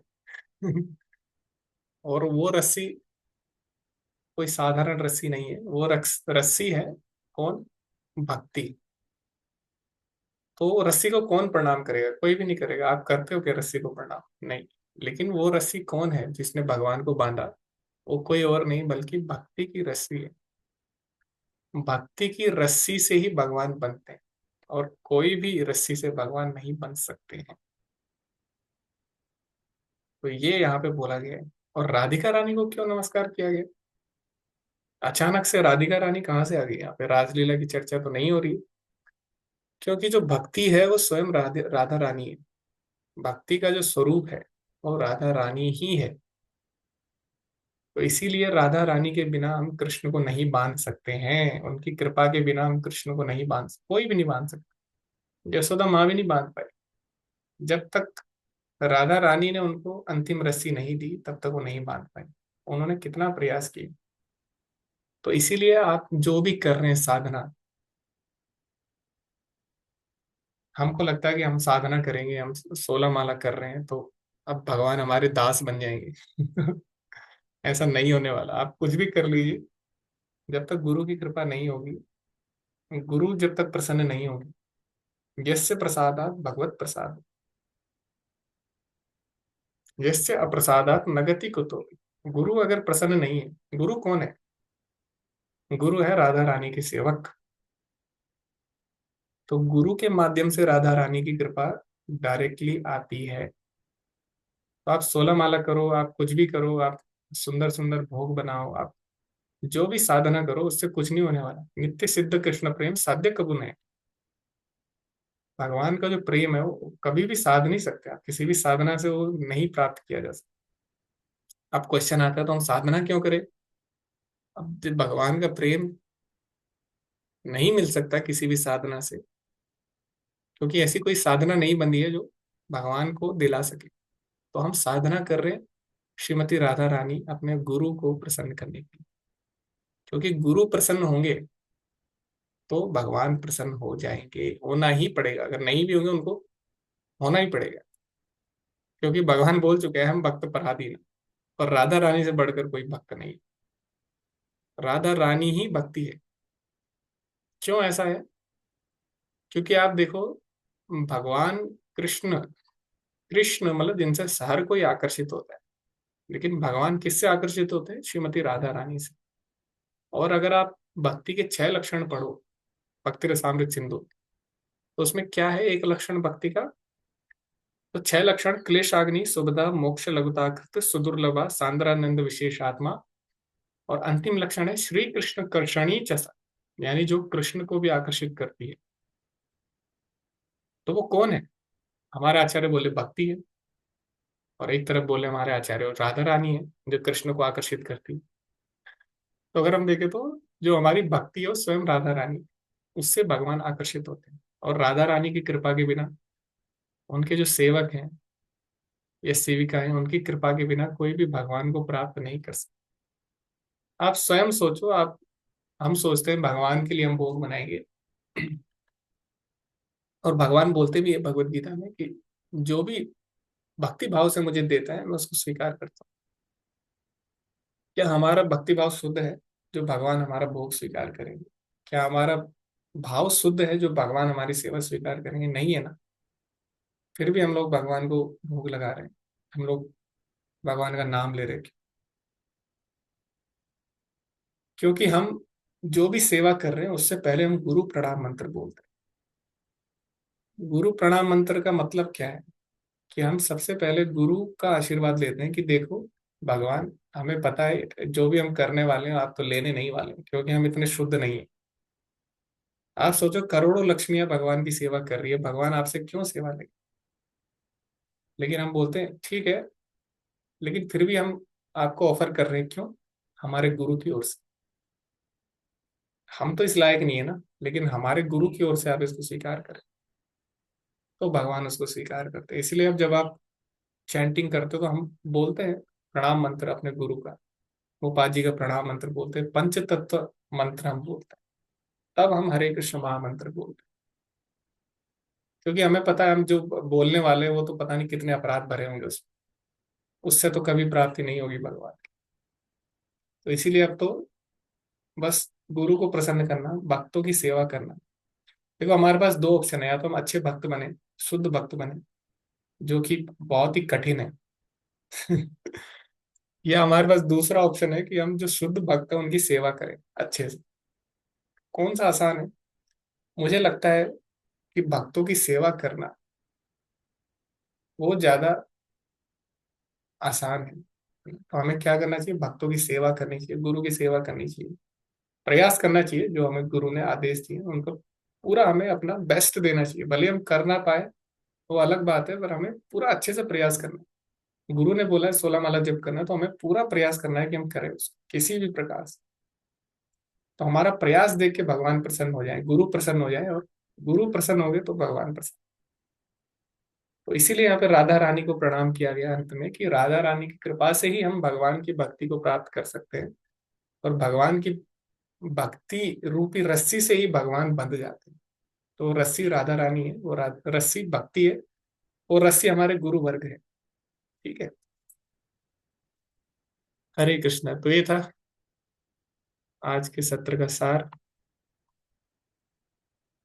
तो कोई कुछ शेयर करना चाहे आप कर सकते हैं, उसके बाद हम एंड करते हैं। जी सुधाकर प्रभु जी, हरे कृष्ण। हरे कृष्णा प्रभु जी, दंडवत प्रणाम प्रभु जी। एक छोटा सा प्रश्न है जो हमने पहले क्लास में भी किया और ज्यादातर रहते हैं। जैसे कोई व्यक्ति है जो शुरू से ही धार्मिक है, उसके घर में धार्मिक है, तो हम ज्यादातर ये सोचते हैं कि हम मन मन से भी किसी का अहित ना करें या पाप ना करें, ये पाप होता है। लेकिन जब हम ज्यादा सीख जाते हैं तो रामचरितमानस में ऐसा बोलते हैं, अभी डिस्कशन हुआ था कि उसमें लिखा हुआ मन से, कलयुग में मन से किया हुआ पाप नहीं लगता है, जबकि मन से किया हुआ पुण्य लगता है। तो प्रभु जी, हमें जब तक पता नहीं था तब तक हम मन से पाप नहीं कर रहे थे, क्योंकि अरे पाप लग जाएगा, किसी वैष्णव के बारे में सोचेंगे, जब हम जुड़े नहीं तो ज्यादातर अभी भी गांव में क्या है, बहुत से लोग भगवान की भक्ति करते हैं, शुरू से घर में माहौल है, तो वो मन से भी पाप करना नहीं चाहते। लेकिन जब हमें वो शास्त्रों ने पता नहीं, लेकिन जब हमें पता चल जाए कि ऐसा मन से किया हुआ पाप लगता ही नहीं है, और मन से फिर हम पाप कि हमें छूट है तो डिस्काउंट है तो हम करते रहेंगे, तो इधर भगवान गीता में बोल रहे कि मन मना भव मद भक्तो, इधर करें मन भगवान में लगाओ। तो प्रभु जी इसको कैसे समझेंगे? कलयुग में अगर ये नहीं लगता है तो फिर तो हमें पता चल गया कि नहीं लगता, फिर तो हम करते ही रहेंगे, फिर तो कोई एंड ही नहीं है इसका। जी, तो 3 प्रकार से कर्म होते हैं। शरीर वांग मनोभिर यत् कर्मा प्रारभते नरा। भगवान 18वें अध्याय में बोल रहे भगवद गीता के, शरीर वांग मनोभिर यत् कर्म प्रारभते नरा। यानी जो मनुष्य 3 प्रकार से कर्म करता है, अपने शरीर, अपने वांग यानी वाणी से, और अपने मन से। तो क्या होता है, मन से किया हुआ पाप नहीं लगता, तो इसका मतलब ये नहीं है कि हम मन से पाप करेंगे। क्यों ऐसा है? क्योंकि भगवान भगवत गीता में ही बताते हैं, आगे इसको एक्सप्लेन करते हैं और भी अच्छे प्रकार से, कि जो आप मन में सोचते हो वो आपकी वाणी में आ जाएगा एक दिन, है ना। जो आप मन में सोच रहे हो, अगर आप उसको सोचते रहो, ध्याय तो विषयान पुंसः संगस्तेषु उपजायते। तो जब आप सोचोगे मन में किसी के बारे में गलत गलत गलत गलत, है ना, तो क्या होगा, संगात संजायते काम, उससे मन दूषित हो जाता है, गलत इच्छाएं आएंगी तो क्या होगा, अब गलत इच्छा है तो मन से वो वाणी में आने लग जाएगा। आप धीरे धीरे बोलना भी स्टार्ट कर दोगे वैष्णव के बारे में, पहले मन में था, अभी वाणी में आ गया, धीरे धीरे क्या होगा, आप करना भी उसको आरंभ कर दोगे। तो मन से वाणी में आता है, वाणी से वो कर्म में आ जाता है, और ये होता है। तो इसीलिए कलयुग में छूट दी गई है, ताकि हम ठीक है, मन तो सबके दूषित है, क्योंकि कलयुग में बोला गया है ना, कल और दोष निधेर राजन। कलयुग तो दोषों का घर है, उसमें मन कलुषित रहेंगे सबके, इसीलिए उसका नाम कलयुग है। तो छूट नहीं है, वास्तव में हमारे लिए वार्निंग है कि अभी भी रुक जाओ। क्योंकि अगर हम ये सोचें कि अरे कलयुग में तो माफ है, तो वो वाणी में आ जाएगा, और जब वाणी और आपके शरीर में आ गया हो, तो उसके बाद तो अब भगवान बोल रहे ना, इंद्रियाणि मनो बुद्धि अस्य अस्य दिष्टान मुच्यते एते विमोति ऐसा ज्ञान मावृत्य देहिना। जो काम है, जो गलत इच्छाएं हैं, वो कहाँ है? हमारे मन में नहीं है। इंद्रियाणि मनो बुद्धिर, हमारी शरीर में भी है, इंद्रियों में, और हमारी मन और बुद्धि में भी है, काम रूपी, यानी गलत इच्छाएं या गलत किसी के बारे में विचारों बैठ जाते हैं, और ये व्यक्ति को मोहित कर देते हैं। एते विमोति ऐसा ज्ञान मावृत, और उसके ज्ञान को ढक लेते हैं। तो जैसे किसी को स्टेज 1 कैंसर है, तो हम ये बोले कि अरे स्टेज 1 कैंसर से कुछ नहीं होता है, कोई मर नहीं जाता, तो इसका मतलब ये नहीं है कि वो स्टेज 1 कैंसर के बाद वो इलाज ना कराए। अरे स्टेज 1 है ना, मरेंगे थोड़ी ना, अभी स्टेज 1 ही है, नहीं स्टेज 1 है तो उसको सावधान हो जाना, स्टेज 4 तक ना जाए, अभी वो अच्छे से इलाज कराया। तो ऐसे मन तक अगर कोई बात पहुंची है तो हमें तुरंत सावधान होना है। अरे मन तक पहुंची है ना, कलयुग में ठीक है, मन तक पहुंची है तो हम मरेंगे नहीं, तो इसका मतलब ये नहीं हम उसको वाणी या सेकंड या थर्ड स्टेज तक ले आए कैंसर को। मन तक आ गया कैंसर तो वहीं पे उसका हम सफाई करें, वहीं पे हम हरिनाम ले, अच्छे से भक्तों का संग करें। ना कि हम ये सोचे कि अरे ठीक है अभी कैंसर स्टेज 1 है तो कोई बात नहीं, अभी 3 तक जाएगा तब हम सोचेंगे, ऐसा नहीं। ठीक है, तो इस प्रकार से हमें इसको देखना चाहिए प्रभु जी। हमें अपना जो एटीट्यूड है इसके प्रति चेंज करना है बस। ठीक है सुधाकर तो प्रभु जी। हाँ ठीक है प्रभु जी, धन्यवाद प्रभु जी, समझ में आ गया। प्रभु जी इसीलिए शायद जब छोटा हरिदास ठाकुरा के मन में, जो उनके ग्रुप में थे, चैतन्य महाप्रभु ने जब देखा, प्रसादम पाया कि इनका मन शुद्ध नहीं है और ये माताओं के बारे में गलत दृष्टि रखते, तो उन्होंने उनका बहिष्कार कर दिया, ग्रुप से निकाल दिया। शायद इसीलिए किया हुआ कि वो मन से फिर बाड़ी पे ना जाए, पाप तो है ही, तो फिर वो हम्म। सन्यासी है तो उनके लेवल पे मन से किया हुआ ही पाप वो समझ रहे थे कि ये पाप है, क्योंकि एग्जाम्पल सेट हो जाएगा कि एक सन्यासी भी ऐसा कर सकता है तो कितना जाए, इसलिए उन्होंने उनको शायद ये देने के लिए, दंड देने के लिए, जैसे नारद मुनि जी ने भक्ति देने के लिए किया वैसे, क्योंकि उनको मेटलिस्टिक दंड नहीं समझ सकते हैं। जैसे एक आईएएस ऑफिसर है, उसको डिमोशन कर दिया जाए तो उसको भौतिक में ही वो दंड है, लेकिन उसको छोटा हरदास ठाकुर के बराबर ना समझा जाए। शायद इसीलिए चैतन्य महाप्रभु ने ये ऐसा किया होगा। हरे जी कृष्ण जी प्रभु जी, बहुत समझ में आ गया प्रभु जी। जी जी प्रभु जी, तो महाप्रभु की जो लीला है वो बहुत ही, उसमें हर लीला के अलग संदेश है। उस लीला में महाप्रभु बहुत चीजें सिखाते हैं, हमारे जो आचार्य हैं वो बताते हैं कि महाप्रभु ये सिखा रहे उस लीला में कि महाप्रभु ने क्या किया, उनको वापस भेज दिया था। ठीक है, तो उनके जो शिक्षा गुरु थे नित्यानंद प्रभु, या जो जिनके अंडर थे उनके अंडर भेज दिया। पहले कुछ नहीं बोले, पूरी यात्रा के समय वो कुछ नहीं बोले उनको। तो इससे ये भी पता लगता है कि आप किसी को भी आप दंड नहीं दे सकते। आप क्या करो, उनके जो शिक्षा गुरु है जिनके अंडर वो है वो उनको जानते हैं ना, वो क्या करना है वो उनको पता है उनके साथ। और महाप्रभु ने उनको उनके सुपुर्द कर दिया था। तो बहुत सारे अलग अलग संदेश है महाप्रभु की लीलाओं के, जो प्रैक्टिकल है बहुत ही। जो कि श्रीमद् भागवतम आप पढ़ोगे तो उसमें शुद्ध भक्तों की चर्चाएं हैं, तो हमें लगता है कि अरे हम तो अब इस लेवल पे पहुंच नहीं सकते। लेकिन अब आप महाप्रभु की लीलाओं पढ़ोगे उसमें हर प्रकार के भक्त हैं। तो कुछ हमारे जैसे भी है, कुछ नहीं उसमें है, हमारे जैसे ही भक्त हैं जो कि बहुत मिस्टेक करते हैं। तो उनके लिए क्या लेसन्स है, उनको किस प्रकार से उनके साथ ट्रीटमेंट करना है, कैसे शिक्षा गुरु के अंडर उनको डालना है, कैसे उनको इंस्ट्रक्शन देना है, शिक्षा गुरु को क्या उनको समझाना है, वो उनके लिए है। और शुद्ध भक्तों की भी उसमें चर्चा है, रामानंद राय, रूप गोस्वामी, सनातन गोस्वामी। तो उसमें हर प्रकार के भक्तों की चर्चा है। तो इसीलिए चैतन्य चरितामृत तो बहुत ही प्रैक्टिकल है, बहुत ही प्रैक्टिकल है। उसको सबको पढ़ना चाहिए, जिसको भी अपने आध्यात्मिक जीवन में, क्योंकि भागवतम हम पढ़ते हैं लेकिन उसको हम अपने अपने जीवन से रिलेट नहीं कर सकते। क्यों? क्योंकि उसमें शुद्ध भक्तों की कहानी है, उसमें हम हमारे जैसे भक्तों की कहानियां नहीं। वो चैतन्य चरितामृत में है। तो जो हरिदास ये सब है, इस छोटा हरिदास ये सब हमारे हमारे जैसे ही है। तो इससे हम रिलेट कर सकते हैं कि हमारे साथ क्या ट्रीटमेंट होना चाहिए, हमारे शिक्षा गुरु को हमारे साथ क्या करना चाहिए, वो पढ़ सकते हैं इससे। ठीक है प्रभु। ठीक है प्रभु जी, ये मैंने प्रश्न क्यों पूछा, इसमें और एक था, स्टोरी थी मतलब किसी वक्त की, कि जब ये कोरोना काल था तो गाजियाबाद हिज होलीनेस गोपाल कृष्ण गोस्वामी जो गुरु महाराज हैं, उनके यहाँ रुद्रपुर के जो टेम्पल से प्रेसिडेंट हैं हिज होलीनेस सरमंगल प्रभु जी, और उनके जो दाएं हाथ मान लो, या जो बैसड़ा भक्त हैं जो उनके साथ रहते हैं हमेशा छाया जैसे, उनको वहां पे प्रसादम बनाने की सेवा मिली कि प्रसादम बनाएंगे, क्योंकि भक्त इधर उधर जा नहीं सकते थे और वो गाजियाबाद से एक्सटेंडेड है ये वाली शाखा, तो उनको मिला। तो वो ये बता रहे थे कि जब वहां गए तो गुरु महाराज ने खुद खड़े होकर ये बोला कि आप नए आए हो, कि आपको प्रसादम तैयार करते समय एक तो मास्क लगाना है, दूसरा उनको अनुभव नहीं था, वो भी यही सोच रहे थे कि मन में किया हुआ पाप नहीं होता, वो भी यही सोच रहे कि मेरे साथ ऐसा हुआ। गुरु महाराज वहां इंस्ट्रक्शन दे रहे थे सभी जो नए आए थे, जो प्रसाद, कि जिस समय प्रसाद तैयार हो रहा होगा उस समय मन में आपको ये नहीं लाना है बिल्कुल भी कि ये प्रसाद बाद में मैं ही भोगूंगा, ठीक है, नहीं हम्म। तो ये पाप है, ये अपराध है, पाप है, ये बिल्कुल नहीं सोचना। आपको मन कहीं और लगा के ये नहीं सोचना कि आप बढ़िया से हम स्वीट बना रहे हैं, रसगुल्ला बना रहे हैं, और 56 भोग बना रहे हैं भगवान के लिए, क्योंकि 10 से ज्यादा भोग लगते हैं। तो कह रहे कि मैं तो ये समझ रखा था कि जैसे वो भी ये कह रहे हैं डिस्कशन की मन से किया हुआ पाप नहीं होता। आज एक नया गुरु महाराज से सीखने को मिला कि मन से भी पाप होता है। ये तो मैं कर्म करूंगा भी नहीं, मतलब हो सकता है मैं चला जाऊं और ये प्रसादम पाऊं भी नहीं, कर्म में भी कन्वर्ट नहीं होगा। लेकिन आज एक नया सीखने को मिला कि जब हम भक्त नहीं होते हैं और जब भक्त होते हैं और कोई सेवा दे रहे होते हैं, तो वो अभक्त के लिए और भक्त के लिए और वैष्णव के लिए और सन्यासी के लिए रूल्स रेगुलेशन चेंज हो जाते हैं। वो जब ही पता चलते हैं जब हम किसी सीनियर वैष्णव जो प्रैक्टिस कर रहा होता है उसके शरणागत होते हैं, उसके संग करते हैं। तो इसलिए वो कह रहे हैं कि हमें कुछ चीजें संग करने से पता चलती हैं। हम पढ़ते हैं, उसका अलग अलग एप्लीकेशन होता है, अलग अलग लेवल पे रूल्स एंड रेगुलेशन होते हैं, सबके लिए सेम फॉलो नहीं कर सकते हैं प्रभु जी। इसलिए मैंने ये प्रश्न रखा था। जी जी।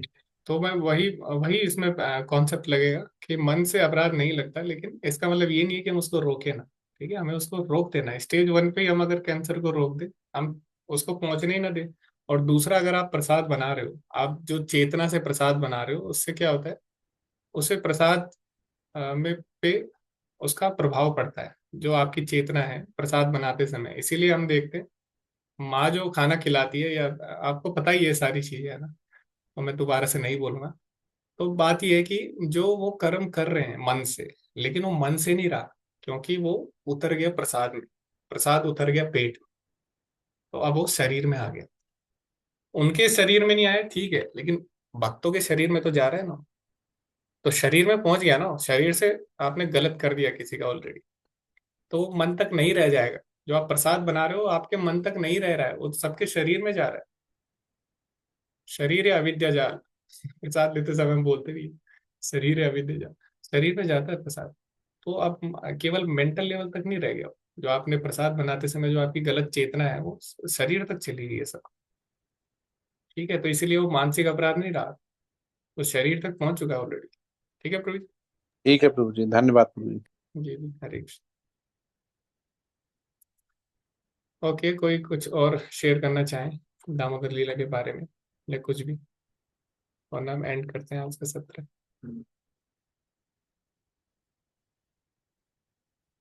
ओके जी, ऋतुदीपेश्वर प्रभु जी, दिगंबर प्रभु जी, आपने कुछ शेयर नहीं किया आज। हरे कृष्णा प्रणाम प्रभु जी। जी हरे कृष्ण। आज कुछ ऐसा पॉइंट नहीं मिला प्रभु शेयर करने के लिए, पर आप अपना बहुत अच्छा विषय पे आज चर्चा किया आपने प्रभु। और दो तीन पॉइंट जो दिमाग में आ रहा था उसको भी आपने दूसरे दूसरे शास्त्र श्लोक से भागवतम के श्लोक से भी आपने उसको क्लियर किया। जैसे छठे श्लोक तो बहुत अच्छा से आपने मैं समझाया कि जहाँ जो छठा नहीं छठा श्लोक, इसमें आप बताते हैं कि भक्ति योग की सर्वोच्चता को स्थापित किया गया। तो एक और श्लोक आता था, वो प्रभु मेरे को स्मरण आया, तो लेकिन आपने भागवतम से दूसरा श्लोक कोट कर दिया, जो अकामो सर्व कामो वा मोक्ष कामो दारदी तीव्रेन भक्ति योगेन जजते कर्म कर्मम पुरुष।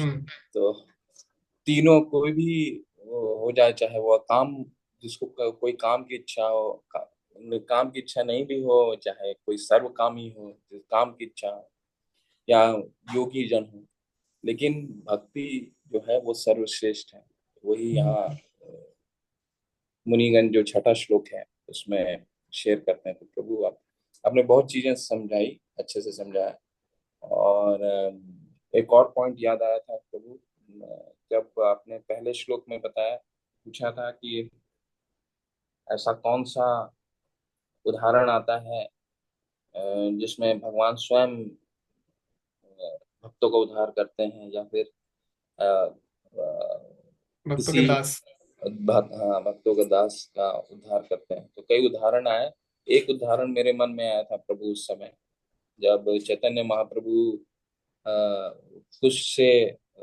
कुष्ठ रोग से पीड़ित वासुदेव ब्राह्मण का जब उद्धार करते हैं, जब कुर्मा के यहाँ घर में जाने के लिए रहते हैं उनके, हालांकि वासुदेव जो रहते हैं वो जो एनलाइटेंड रहते हैं, फिर भी जब उन सुनते हैं कि भगवान आने वाले हैं कुर्मा के घर में, तो उनको दर्शन के लिए दौड़ दौड़ जाते हैं, लेकिन पता चलता है वो चले गए। फिर जी जी लेकिन भगवान उनको दर्शन, क्योंकि उद्धार करना रहता है, उनको दर्शन करने आते हैं, तो उनको उनको स्पर्श करते हैं और उनका शरीर ठीक हो जाता है। कहने का तात्पर्य ये था कि वासुदेव ब्राह्मण ये सोचते हैं कि जो मेरे सामने भी नहीं आता है मेरे शरीर के गंध से, ऐसे पुरुष को, ऐसे व्यक्ति को भगवान स्वयं उद्धार करते हैं स्पर्श करके। जी। तो जब जब कोई आपके पास नहीं, अब हम अपने आप को ही देखें। अभी हम इंसान के शरीर में हैं। अब हो सकता है अगले जन्म में कुछ भी हो सकते हैं, कुत्ता हो सकते हैं, सुअर हो सकते हैं। कोई आपके पास नहीं आएगा, लेकिन भगवान आपके साथ रहेंगे परमात्मा रूप में हमेशा। भगवान इतना प्रेम हम सभी से करते हैं, इसलिए भगवान बोले मैं तुम्हारा मित्र हूँ, क्योंकि मैं हमेशा तुम्हारे साथ रहता हूँ। कोई तुम्हारा मित्र है ही नहीं वास्तव में। मतलब है एक तरह से सब हम भगवान के अंश हैं, बट परम मित्र हमारे भगवान ही है वास्तव में। जी प्रभु जी। जी धन्यवाद प्रभु जी, बहुत ही अच्छा आपने बताया। हरे कृष्ण। जी हरे दिगंबर प्रभु जी, कृष्ण। हरे कृष्णा। मैं बाहर था इसलिए मैं कुछ बोल नहीं पाया, तो श्रवण नहीं कर पाया। यहाँ आवाज शोरगुल हो रही है बाहर, इसलिए मैं अनम्यूट नहीं किया था, श्रवण तो नहीं था। थोड़ा बहुत आपने कुछ चर्चा सुनी। हाँ प्रभु जी, पूरा चर्चा सुनी, सबके बारे में आपने बहुत अच्छा विशद वर्णन किया, बहुत अच्छा सत्र हुआ। जी जी जी धन्यवाद प्रभु जी। आप जुड़े रहे, आपने पार्टिसिपेट किया। ओके, अब सनत प्रभु जी शायद कुछ बोलना चाह रहे हैं। जी हरे कृष्ण सनत प्रभु जी। हरे कृष्णा प्रभु जी, दंडवत प्रणाम आपको। धन्यवाद प्रणाम प्रभु जी। हाँ, ऐसा है प्रभु जी कि मैं तो मजबूर इसलिए था कि आंख में बहुत ज्यादा प्रॉब्लम आ गई है, दोनों आंखों में। हम्म। ये मोतियाबिंद का शिकायत है और इसी सप्ताह में ऑपरेशन कराने जा रहे हैं। और ग्रुप के लोगों से बहुत बहुत धन्यवाद है जिन्होंने सहायता की है हमारी। तो इस कारण से हम बोल नहीं पाए कि मुझे कुछ दिख ही नहीं रहा था। नहीं तो मेरी भी इच्छा थी दामोदर अष्टकम पढ़ने की, लेकिन कर नहीं पाए, बहुत अफसोस की वाली बात है। लेकिन आपने जो बताया ये काफी अच्छा लगा। और दामोदर अष्टकम का जो है, जो प्रथम श्लोक भागवतम से किया, ये भी काफी अच्छा लगा। बहुत संतुष्टि मिली आपसे। जी हरे धन्यवाद कृष्णा प्रभु जी। प्रभु जी। आपसे इंस्पिरेशन मिलती है प्रभु जी। आप अभी भी लगे हुए हैं भक्ति में, डटे हुए हैं। तो आप हमारे लिए इंस्पिरेशन हो, सबके लिए आप ऐसे ही लगे रहिए प्रभु जी। अपना पूरा प्रयास करिए, आंख से नहीं तो कान से, कान से नहीं तो हाथ से, हाथ से नहीं तो मुंह से, कैसे न कैसे करके। भक्ति योग में यही है, आप किसी भी अवस्था में कर सकते हैं। बाकी जो कर्म योग है, ज्ञान योग है, ध्यान योग है, उसके लिए आप फिट होने चाहिए, फिट एंड फाइन। भक्ति योग आप किसी भी अवस्था में कर सकते हैं, यहाँ तक कि मेंटली भी आप भगवान की सेवा कर सकते हैं। अगर इनकेस कुछ भी ना हो तब भी आप भगवान की सेवा कर सकते हैं। ये भक्ति योग की विशेषता है। इसीलिए भगवान भक्ति योग से बंध जाते हैं। ये भक्त छोड़ता नहीं है। भक्त अंतिम सांस तक भगवान की सेवा में लगा रहता है। तो इसीलिए भगवान भी भक्त को छोड़ते नहीं है। जी हरे कृष्ण। अरविंद आचार्य जी। हरे कृष्णा प्रभु जी, दंडवत प्रणाम। जी बहुत सुंदर क्लास रहा प्रभु। अभी तक जब से भक्ति में आए थे 3-4 साल से अष्टकम गाते थे, दीपदान करते थे, लेकिन जो जब तक भाव, जब तक मीनिंग बहुत क्लियर ना हो तब तक तो ये एक मैकेनिकल प्रोसेस जैसा लगता है। हालांकि कुछ समझ में आता था, लेकिन प्रभु जी अब दीपदान करने का अलग चाव रहेगा और अलग थॉट प्रोसेस रहेगा प्रभु, कि जब हम मेडिटेट कर पाते हैं, जो जब लीला को अष्टकम पढ़ते हुए, तो उसका प्रभाव और कई गुना बढ़ जाता है प्रभु। बहुत बहुत धन्यवाद आपको ये इतना सुंदर से बताने के लिए। प्रभु जी, एक प्रश्न था। प्रश्न इस अष्टकम से तो नहीं था, जो बात हुई अहिल्या इंद्र भगवान के बारे में। हाँ तो जी जी हम संसार में रहते हैं प्रभु जी, ऐसे बहुत सारे लोगों का इनकाउंटर होता है, और हम उनका जब मतलब वो कुछ प्रश्न पूछते हैं, हम जवाब देते हैं, लेकिन वो जब खुद ही संतुष्टि नहीं होती तो उनको क्या संतुष्टि। जैसे अभी सुधाकर प्रभु जी ने आपसे पूछा, तो हमारे ग्रुप में भी चर्चा हुई थी, लेकिन इतनी क्लैरिटी नहीं थी अंडरस्टैंडिंग में, तो इसलिए कन्विंसिंग नहीं था प्रभु जी। लेकिन जब आपने बताया तो फुली कन्विंसिंग हुआ, इसलिए मुझे लालच से हुई कि वो बात भी आपसे पूछना चाहिए। तो एक प्रश्न था प्रभु जी कि वो बोल रहे थे कि इंद्र जो है, इंद्र देवता, वो बार बार गलती करते रहते हैं, बार बार गलती करते रहते हैं, एक बार गलती नहीं करते, लेकिन फिर भी वो देवराज हैं। तो प्रभु जी जो मेरे समझ में आया, जो मैंने उनको उत्तर दिया, वो बोले कि ये देखिए, देवता और जो असुर, ये दोनों भाई भाई हैं, दोनों आसपास के ही लोग हैं, बहुत दूर के लोग नहीं है, पहला चीज। लेकिन दोनों के थॉट प्रोसेस में बहुत अंतर है। जो इंद्र हैं वो देवता को प्रतिनिधित्व करते हैं, उनकी सबसे बड़े जो गुण है, उनसे गलती अगर होती भी है तो फटाफट भगवान के शरण में जाते हैं। और असुर हैं, वो गलती करते रहते हैं और मतलब बहुत ही ज्यादा उल्लड़ बने रहते हैं। मतलब वो भगवान के पास गलती होने के बाद भी रियलाइज नहीं करते कि हमसे गलती हुई है। ये दोनों में फर्क है, पहला चीज। दूसरा चीज है, इंद्र जो है एक रिप्रेजेंटेशन है। हमारी इंद्रियां जो है बार बार गलती करती है, ये बताने के लिए ये लीला है कि अपने इंद्रियों को बस में करो, कंट्रोल करो, संयम करो। तो ये हमारे लिए शिक्षा देते हैं, हमें उनके गलती या उनके दोष को नहीं देखना चाहिए, अपने इंद्रियों को कैसे संयम करना है उधर भी हमें ध्यान देना चाहिए। लेकिन प्रभु जी बहुत ज्यादा कन्विंसिंग नहीं होती है ऐसी, थोड़ा आप भी बताएं इसके बारे में। देखिए, हम जब ये देखते हैं इंद्र की गलतियां कर रहे हैं, सबसे पहले हमें समझना होगा इंद्र एक पोस्ट है। इंद्र कोई व्यक्ति नहीं है। जैसे अभी सूर्यदेव है, सूर्यदेव एक पोस्ट है, विवस्वान नाम है, ऐसे इंद्र का भी एक नाम है, कुछ नाम था इंद्र का, मैं भूल गया। तो इंद्र, जब हम पढ़ते हैं कि अरे इंद्र ऐसा कर रहे हैं, इंद्र तो कौन से संसार का इंद्र कर रहा है ये हमें देखना है, या कौन से युग में वो कर रहे हैं इंद्र, कौन से कल्प में वो कर रहे हैं वो हमें नहीं पता, क्योंकि भगवान की बहुत सारी लीलाएं अलग अलग कल्प में हुई है। ठीक है, तो हम जब जिस भी कल्प में, हमें ये नहीं पता कि कौन से कल्प में कौन सा इंद्र कर रहा है, तो हमें लगता है कि वही इंद्र बार बार गलती कर रहा है। ऐसा भी है, ऐसा हमें लगता है। आप देखो, जब इंद्र को शाप मिला था, उन्होंने अपने गुरु के प्रति अपराध किया, बृहस्पति के प्रति, तो इंद्र जब अपने पद से गिर गए, उन्होंने देखा कि वहां और भी इंद्र है, बहुत सारे इंद्र है। तो वो सब कुछ ना कुछ गलती किए हैं और उनको वो दंड मिला है उस चीज का। ठीक है, तो जब ब्रह्मा जी अनंत है, ब्रह्मा जी हम देखते हैं ब्रह्म मोहन लीला में भगवान ने बताया कितने ब्रह्मा है। और जब ब्रह्मा जी भगवान से मिलने जाते हैं, कितने ब्रह्मा वो देखते हैं, भगवान के महल में पहले से उनका लाइन लगी है। तो ब्रह्मा अनंत है, और जो उनके देवताओं के से भी ऊपर है ब्रह्मा जी, वो अनंत है, तो देवता भी अनंत है। 33 करोड़ देवता ऐसे बोलते हैं। 33 करोड़, 33 कोटि के दो अर्थ हैं। 33 प्रकार भी हैं देवताओं के जो वेदों में बताए गए, और 33 करोड़ यानी कुल संसार जितने भी ब्रह्मांड है, उनके जो देवी देवता सबको मिलाया जाए वो भी 33 करोड़ होते हैं। ऐसा दोनों उसके अर्थ हैं। तो इंद्र एक नहीं है प्रभु जी, पहले हमें समझना होगा। तो कोई बोलता है इंद्र बार बार गलती क्यों करता है, और उनको समझना होगा कि इंद्र एक नहीं है। कौन सी लीला आप पढ़ रहे हो, कौन से युग में हुई है, कौन से कल्प में हुई है, उस पर डिपेंड करता है कि कौन सा इंद्र है। जैसे अगला इंद्र कौन बनेगा, कोई बता सकता है अगला इंद्र कौन बनेगा? बलि बलि महाराज। हाँ, बस अगला इंद्र बलि महाराज। अब आप बोलोगे अरे इंद्र फिर गलती कर, अरे वो इंद्र चेंज हो गया, अब बलि महाराज आ गए। तो इसीलिए हमें समझना होगा इंद्र एक नहीं। तो जब वो गलती कर रहा है इंद्र, तो नाम इंद्र का ही आ रहा है बलि।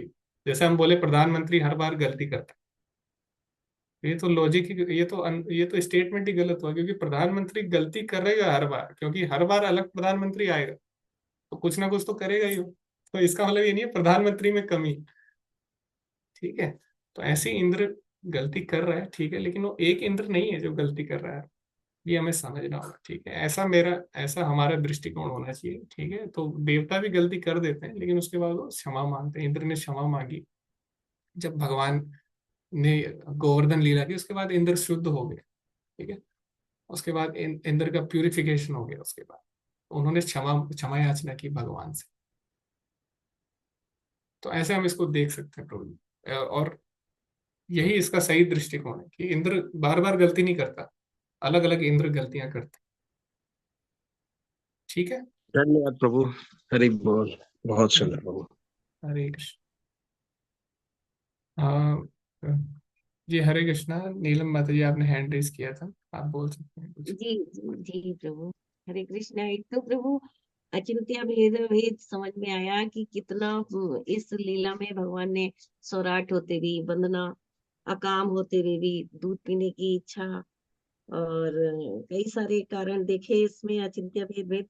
एक प्रभु अभी जैसे ये चल रहा था, ये इंद्र और ब्रह्मा जी का, तो ये मैंने भागवत में भी सुना था कि इंद्र को तो भगवान ने जब गोवर्धन लीला में उन्होंने वर्षा की तो उनको तो माफ कर दिया क्योंकि माफी मांग, लेकिन ब्रह्म विमोहन लीला के बाद उन्होंने ब्रह्म संहिता भी कही, तब भी भगवान ने उनको उनसे खुश नहीं हुए। ऐसा क्यों था प्रभु? ये तो अभी जो इंद्र है उनका नाम है पुरंदर, अभी मैं सर्च किया तो जी आपका क्वेश्चन ये है कि भगवान की उन्होंने स्तुति की, भगवान उनसे प्रसन्न नहीं हुए, ऐसा? प्रसन्न नहीं हाँ हुए? नहीं, ऐसा नहीं हाँ। है। भगवान उनसे प्रसन्न हुए और हम देखते हैं कि जो ब्रह्मा जी है लेकिन वो संतुष्ट नहीं थे। ब्रह्मा जी ने बोला, ब्रह्मा जी को इतनी ग्लानि हुई, इतनी ग्लानि हुई। देखो भगवान ने उन्हें क्षमा कर दिया, भगवान तो दयालु है, कृपालु है। और भगवान बोल भी रहे ना भगवत गीता में, अपि चेद सुदुराचार हो, कितना भी कोई पापी हो लेकिन भजते माम निवाक, अगर वो मेरी भक्ति कर रहा है, मुझसे क्षमा याचना करता है, मेरी भक्ति में लग जाता है, तो साधु रेव समंतव्य, भगवान उसको साधु मानते हैं। तो लेकिन जो ब्रह्मा जी थे वो संतुष्ट नहीं थे। ठीक है, भगवान ने क्षमा कर दिया, लेकिन मुझे भगवान के लिए कुछ तो ऐसा करना है कि मुझे कुछ तो करना है भगवान के लिए, क्षमा से काम नहीं चलेगा। तो ब्रह्मा जी ने क्या किया उसके बाद, ब्रह्मा जी ने एक शूद्र नहीं, ब्रह्मा जी ने एक मलेच्छ परिवार में, एक मुसलमान परिवार में जन्म लिया। एक सबसे सबसे अपनी जो हीन पद है उसको स्वीकार की, मलेच्छ के घर में, यवन के घर में जन्म लेके कभी भी अपने आप को हमेशा इस प्रकार से उन्होंने प्रस्तुत किया, हरिदास ठाकुर के रूप में, और भगवान का नाम लिया 24 घंटे, और भगवान की लीला में उनकी सहायता की। तो ये था उनकी ह्यूमिलिटी। इसीलिए हम देखते हैं हरिदास ठाकुर कितने हम्बल थे। वो कभी भी जगन्नाथ मंदिर में उन्होंने प्रवेश नहीं किया, कभी भी वो अंदर नहीं जाते थे, किसी भक्त उन्हें ले जाते थे जबरदस्ती पकड़ के। कभी भी वो अपने को दूर रखते थे हमेशा। वो इतने हम्बल, अपने को इतना अपने को विनम्र मानते थे। तो उस इसीलिए वो कुछ करना चाहते थे भगवान के लिए, वो संतुष्ट नहीं थे। और ये भक्त का लक्षण भी है, भक्त कभी संतुष्ट नहीं होता भगवान के लिए, तो वो कुछ ना कुछ करना चाहते हैं। तो इसीलिए माता जी, ऐसा ऐसे नहीं है भगवान ने उनको माफ किया, भगवान जी तो सबको क्षमा कर देते हैं, लेकिन वो संतुष्ट नहीं थे, ब्रह्मा जी संतुष्ट नहीं थे। ओके, बहुत अच्छी क्लास रही प्रभु, धन्यवाद। धन्यवाद माता जी। हरे कृष्णा। जी हरे कृष्णा, पुष्कर प्रदीप प्रभु जी। हरे कृष्णा प्रभु जी, बहुत आनंद आया क्लास में और चर्चा में। जस्ट स्वार्थिक प्रश्न लास्ट, नेक्स्ट संडे वाइवा लेंगे या चैप्टर 14? एक्चुअली प्रभु जी आप जैसा बोलोगे मैं वैसे ही करता हूँ। तो पिछली बार प्रभु जी ने मुझे बोला था श्लोका होगा, तो मेरे माइंड में वही चल रहा था, बट मेरी भी गलती है, मैं पूछा नहीं प्रभु जी से, मैं काफी लेट पूछा। तो जो भी आप चाहें प्रभु जी, आप मुझे पहले ही बता दें, तो उस हिसाब से मैं प्रिपेयर करूँ।